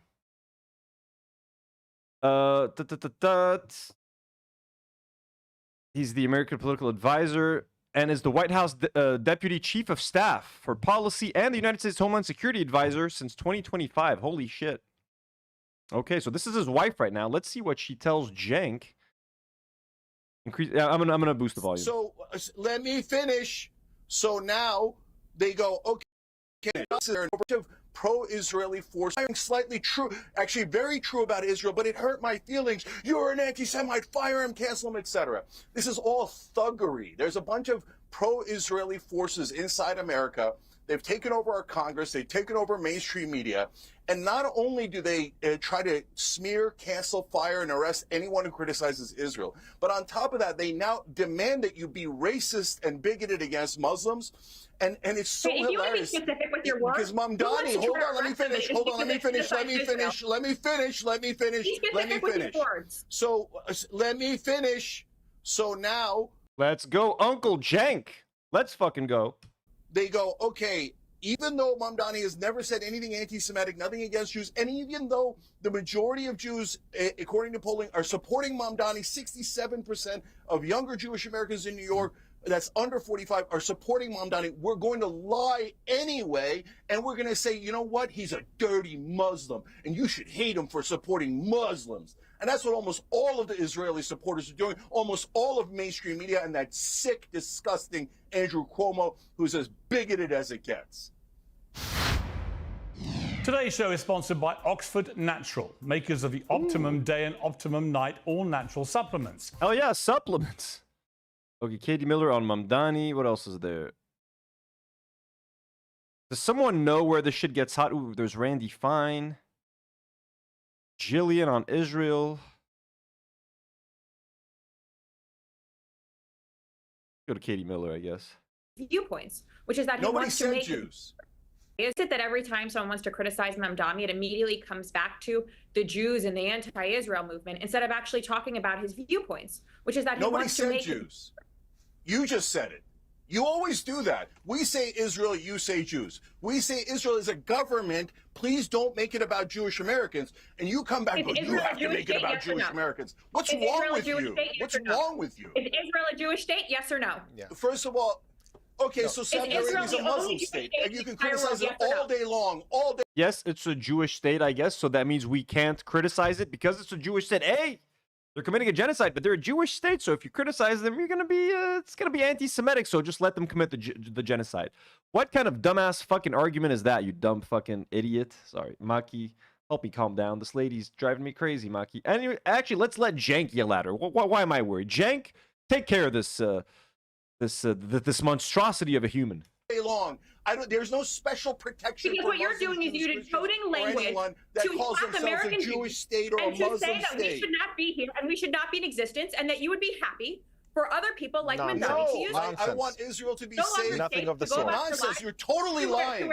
It's very normal for a Miller to be completely and utterly lying. That's not true. We want Israel to be a safe haven for Jews, 1967 borders. But you guys say, no, more Palestinian land. Take Gaza, take the West Bank, take southern Lebanon. Your greed knows no bounds. And by the way, you and your husband... Shout out Southern Lebanon mention. Let's go. I'm not going to do this. for We're just going to sit America, here and not for Israel. I think you're betraying this country. All right, Cenk, let Katie. Piers, all right, if I could don't just speak jump in over here each other. on a quick note. Yeah, Omar, I'll come to you, but let Katie finish her point, then I'll come to you. Katie. No, Piers, quite frankly, I'm really sick and tired of this racist, bigoted rhetoric that comes from people like you against my husband, against my family, and my children. I am raising Jewish children in this country. Who brought your in which children you into this? What a weirdo. Piers, I'm going to be done with this if you're going to allow racist and bigoted attacks against one of your commentators just for the sake that he will not hang on. speaking. Racist? Oh my, dude, she can't take any criticism. She's really psycho. She's bringing her kids into this. She's unhinged. Let's go, dude. Cenk knows how to drive people crazy. Cenk knows how to make people crazy. Let's fucking go. Let's go. Casey, to be clear, he inserted a line that says in the Miller's lie. Is that not coded language for therefore we are Jewish?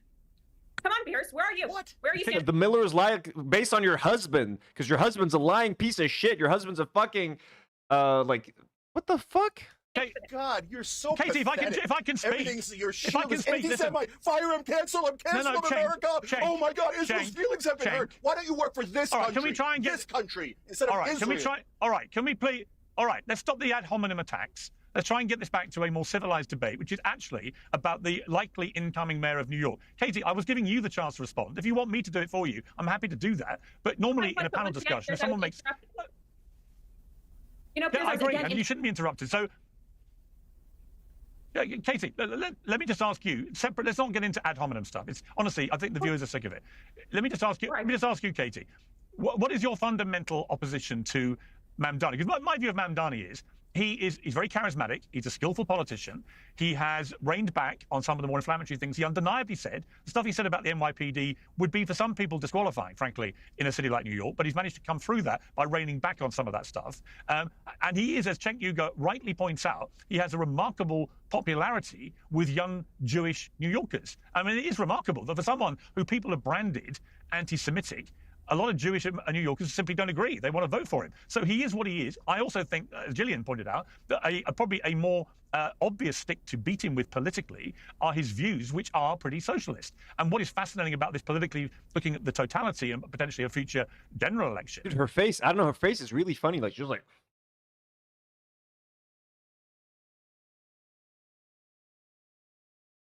is if you have a progressive socialist like Mamdani who wins in New York, is that the way the Democratic Party is now going to go? And does that have any chance of winning against what would likely be another MAGA candidate in 2028? So these are big picture issues that will come out of a Mamdani victory. But from your perspective, Katie, what is your fundamental opposition to Mamdani becoming New York mayor? I want to start off with, do you agree when your guest says that the Millers always lie? Because that's what your guest on your show just said, is that the Millers always lie. And so now I'll continue into saying, Mamdani, just as you said here, is a socialist. He is someone who is going to drive New York to the bottom. I'm excited for him to win because he'll prove to every other single large city in our country that what you will see is failure, what you will see is high crime, what you will see is murders, what you will see is a prominent city in our country fall into complete disrepair, and you will see large amounts of... What a psycho. Did she say she wants him to win? So this is a person who's married to someone who's in the American government, who actively wants to see the biggest American city, one of the most major American city, one of the major cities of the world. She wants to see that city fail and descend into crime and chaos just to prove that the Democrats and the socialists are wrong. Let's hear that again for a second. Always lie. And so now I'll continue into saying, Mamdani, just as you said here, is a socialist. He is someone who is going to drive New York to the bottom. I'm excited for him to win because he'll prove to... I'm excited for him to win.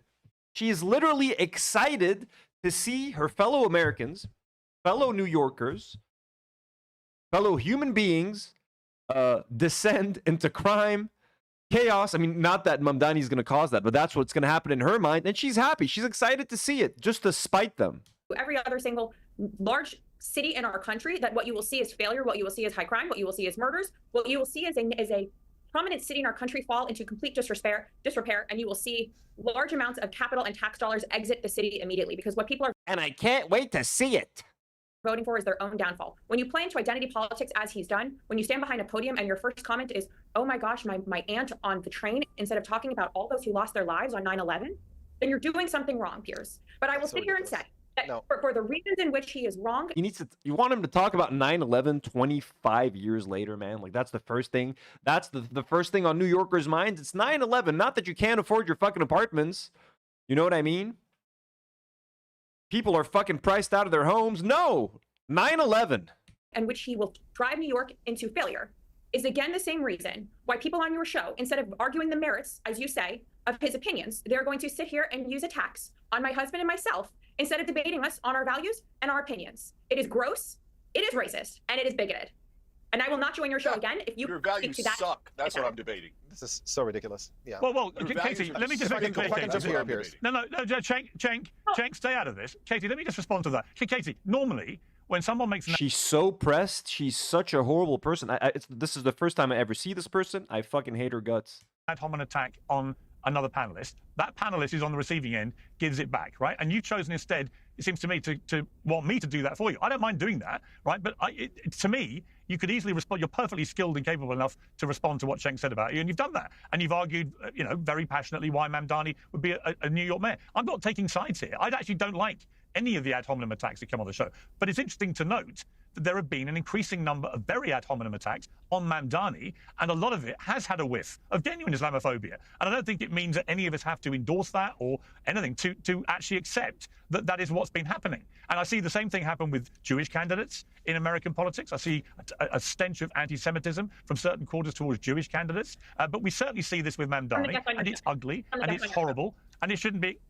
Yeah, you are a guest on my show, and I appreciate you coming on the show, and I like you coming on the show. And I'm saying you know, two other I think guests on you're your able show to. are welcome to participate in these anti-Semitic attacks that is so permeating on CNN and MSNBC. This is so ridiculous. I'm sorry. I have to jump in here.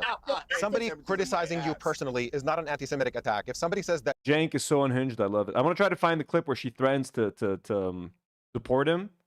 you are lying. That is not an attack on Jews. That is an attack on you. And just stop hiding behind identity. This is all the snowflake behavior that the right is supposedly criticizing the left for, that you're simply repeating here. Yes, Stephen Miller is a destructive force in American society. That is not an attack on Jews. That is no reference to his identity. This is an attack on him individually, and just deal with the merits of this case. And also when it comes to Mamdani and all the stuff that he said, let's go there. whatever you want to call him, that's, you have to be clear about the fact. The Israeli state, right? That's how we got here in the first place. No, Let's rewind. Mamdani, and we should be clear about what Mamdani said in relation to policing in New York and Israel. We should. How we got here was Jillian very perfectly pointed out that we should not use politics to get here, and immediately we went to the state of Israel. Of people, no, I'm sorry. The state of Israel is not identity politics. That is a foreign government that is engaged in genocide and war crimes, and we're allowed to criticize.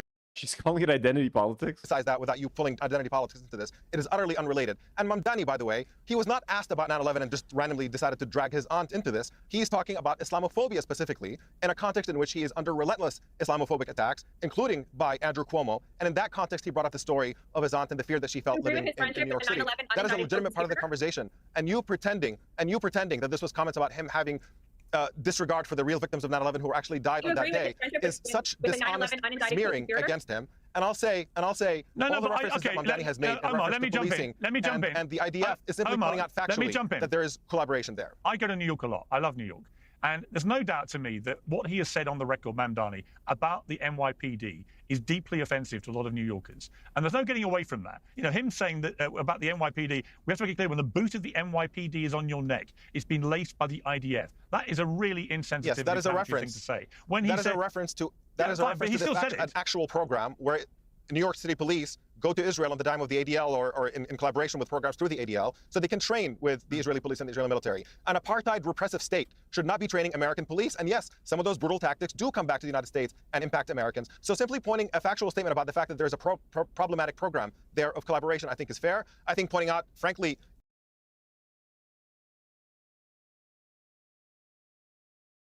it seems like a statement that should not even be in dispute or question. I don't know what the controversy is. Statistics in America show consistently that brown people and black people are stopped by police more frequently. So saying that there's a racism problem, that's not an indictment of policing altogether. Just that's simply pointing out that there are problems that need to be fixed. And you're never going to address these problems. Let me try to switch to Randy Fine. Don't need to watch that. Jank yelling at him. That's online. Okay, let's cut back to these.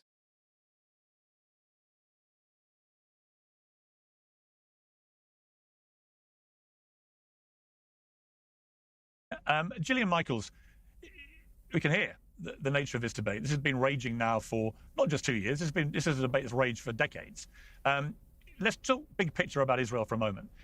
There was a flare-up in the last couple of days where it appears that members of Hamas, although they say it was a splinter group and not them, killed several IDF soldiers. As a result, Netanyahu ordered a fresh barrage of bombardment into Gaza. That has now stopped. They're not saying it's the end of the ceasefire. We have the Qatari Prime Minister.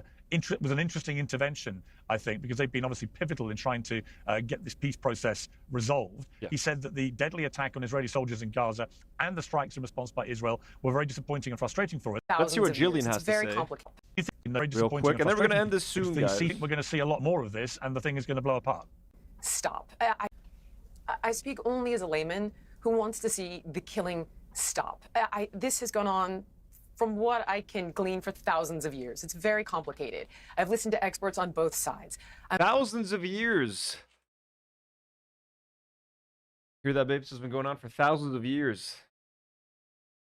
The Muslims and the Jews have been fighting for land. That's what they call it, right? Thousands of years, millennia-old conflict. Oh, it's so complicated.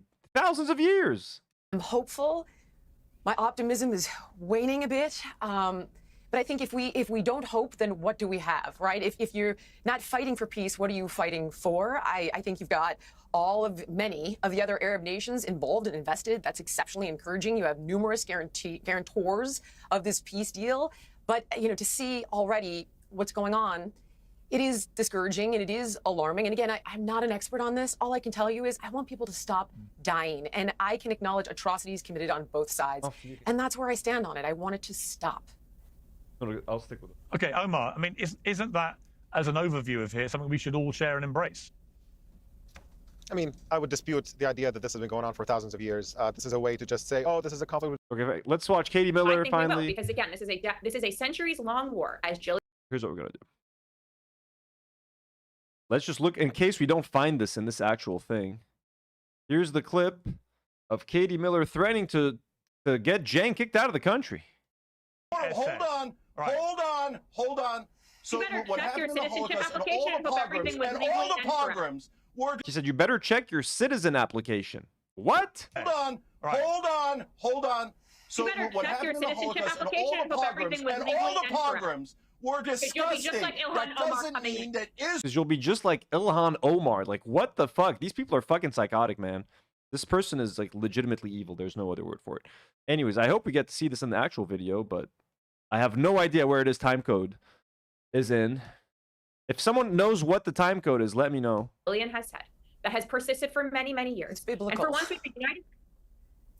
for once we have a president who stands up and says, let's be done with this, who brings everyone together, all of the countries in the Middle East, to uphold a peace agreement. And whether that is one IDF soldier being killed or two, and skirmishes, whether that is Palestinians killing themselves after this ceasefire, which we saw in the streets of Gaza, right? Is that all we want to have happen is a lasting peace between Israel and the Palestinians. That is it. Okay, That is utterly clueless. I want to move on. I'm sorry, but Katie Miller does not know what she's talking about, because Donald Trump is the most clueless president about this stuff. Sure, he's throwing his weight around trying to make sure that there isn't a ceasefire because he's desperate to get some kind of Nobel Peace Prize for peace or whatever, or portraying himself as the peace president, but he will not do the minimum that is required for a long and just peace, and that is Palestinians to be free. And a president who doesn't understand that Palestinians being a free people in their own land is a prerequisite is not going to achieve long-lasting peace. Would you rather war continue? Would you rather the hostages still No, be I'd rather the conflict be solved. I'd rather Israel be isolated diplomatically and militarily and financially until it ends its brutal occupation over Palestinian territories and allows Palestinians to be free. That's how you solve the problem. No, you keep saying nonsense. All right, I do think of all the things to attack Donald Trump. All right. Of all the things to attack Donald Trump about, him actively trying to wage peace and maybe getting a Nobel Peace Prize seems to me the least problematic thing about Donald Trump. To have a Republican American... Okay, I don't know where the stuff is. I think I'm going to stop watching this now. I'm a little tired anyways. It's been almost 3 hours of streaming, and I did another member stream today. I mean, it was very casual. Jillian, yeah, I don't know where this stuff is. I would watch the whole thing, honestly, but it's too long. It's an hour. We had to watch the other thing. Done? Maki? Crazy. Ugh.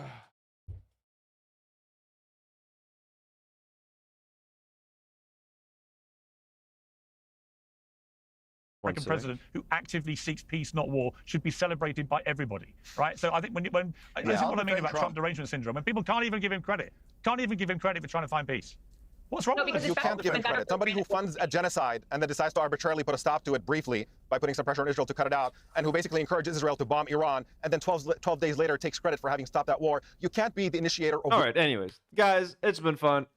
We were jumping around too much on this. I would love to watch this whole fucking thing. I want to hear what Jillian Michaels has to say on the fucking thing. She has such horrible fucking takes. Jane confronts... Fine. Anyways, I'm tired.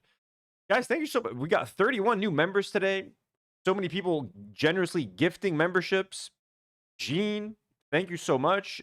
Haley, everybody, honestly, you guys are fucking awesome. Gene Hartley with like 20 gifted today or something. You guys are the best. Much love to everyone.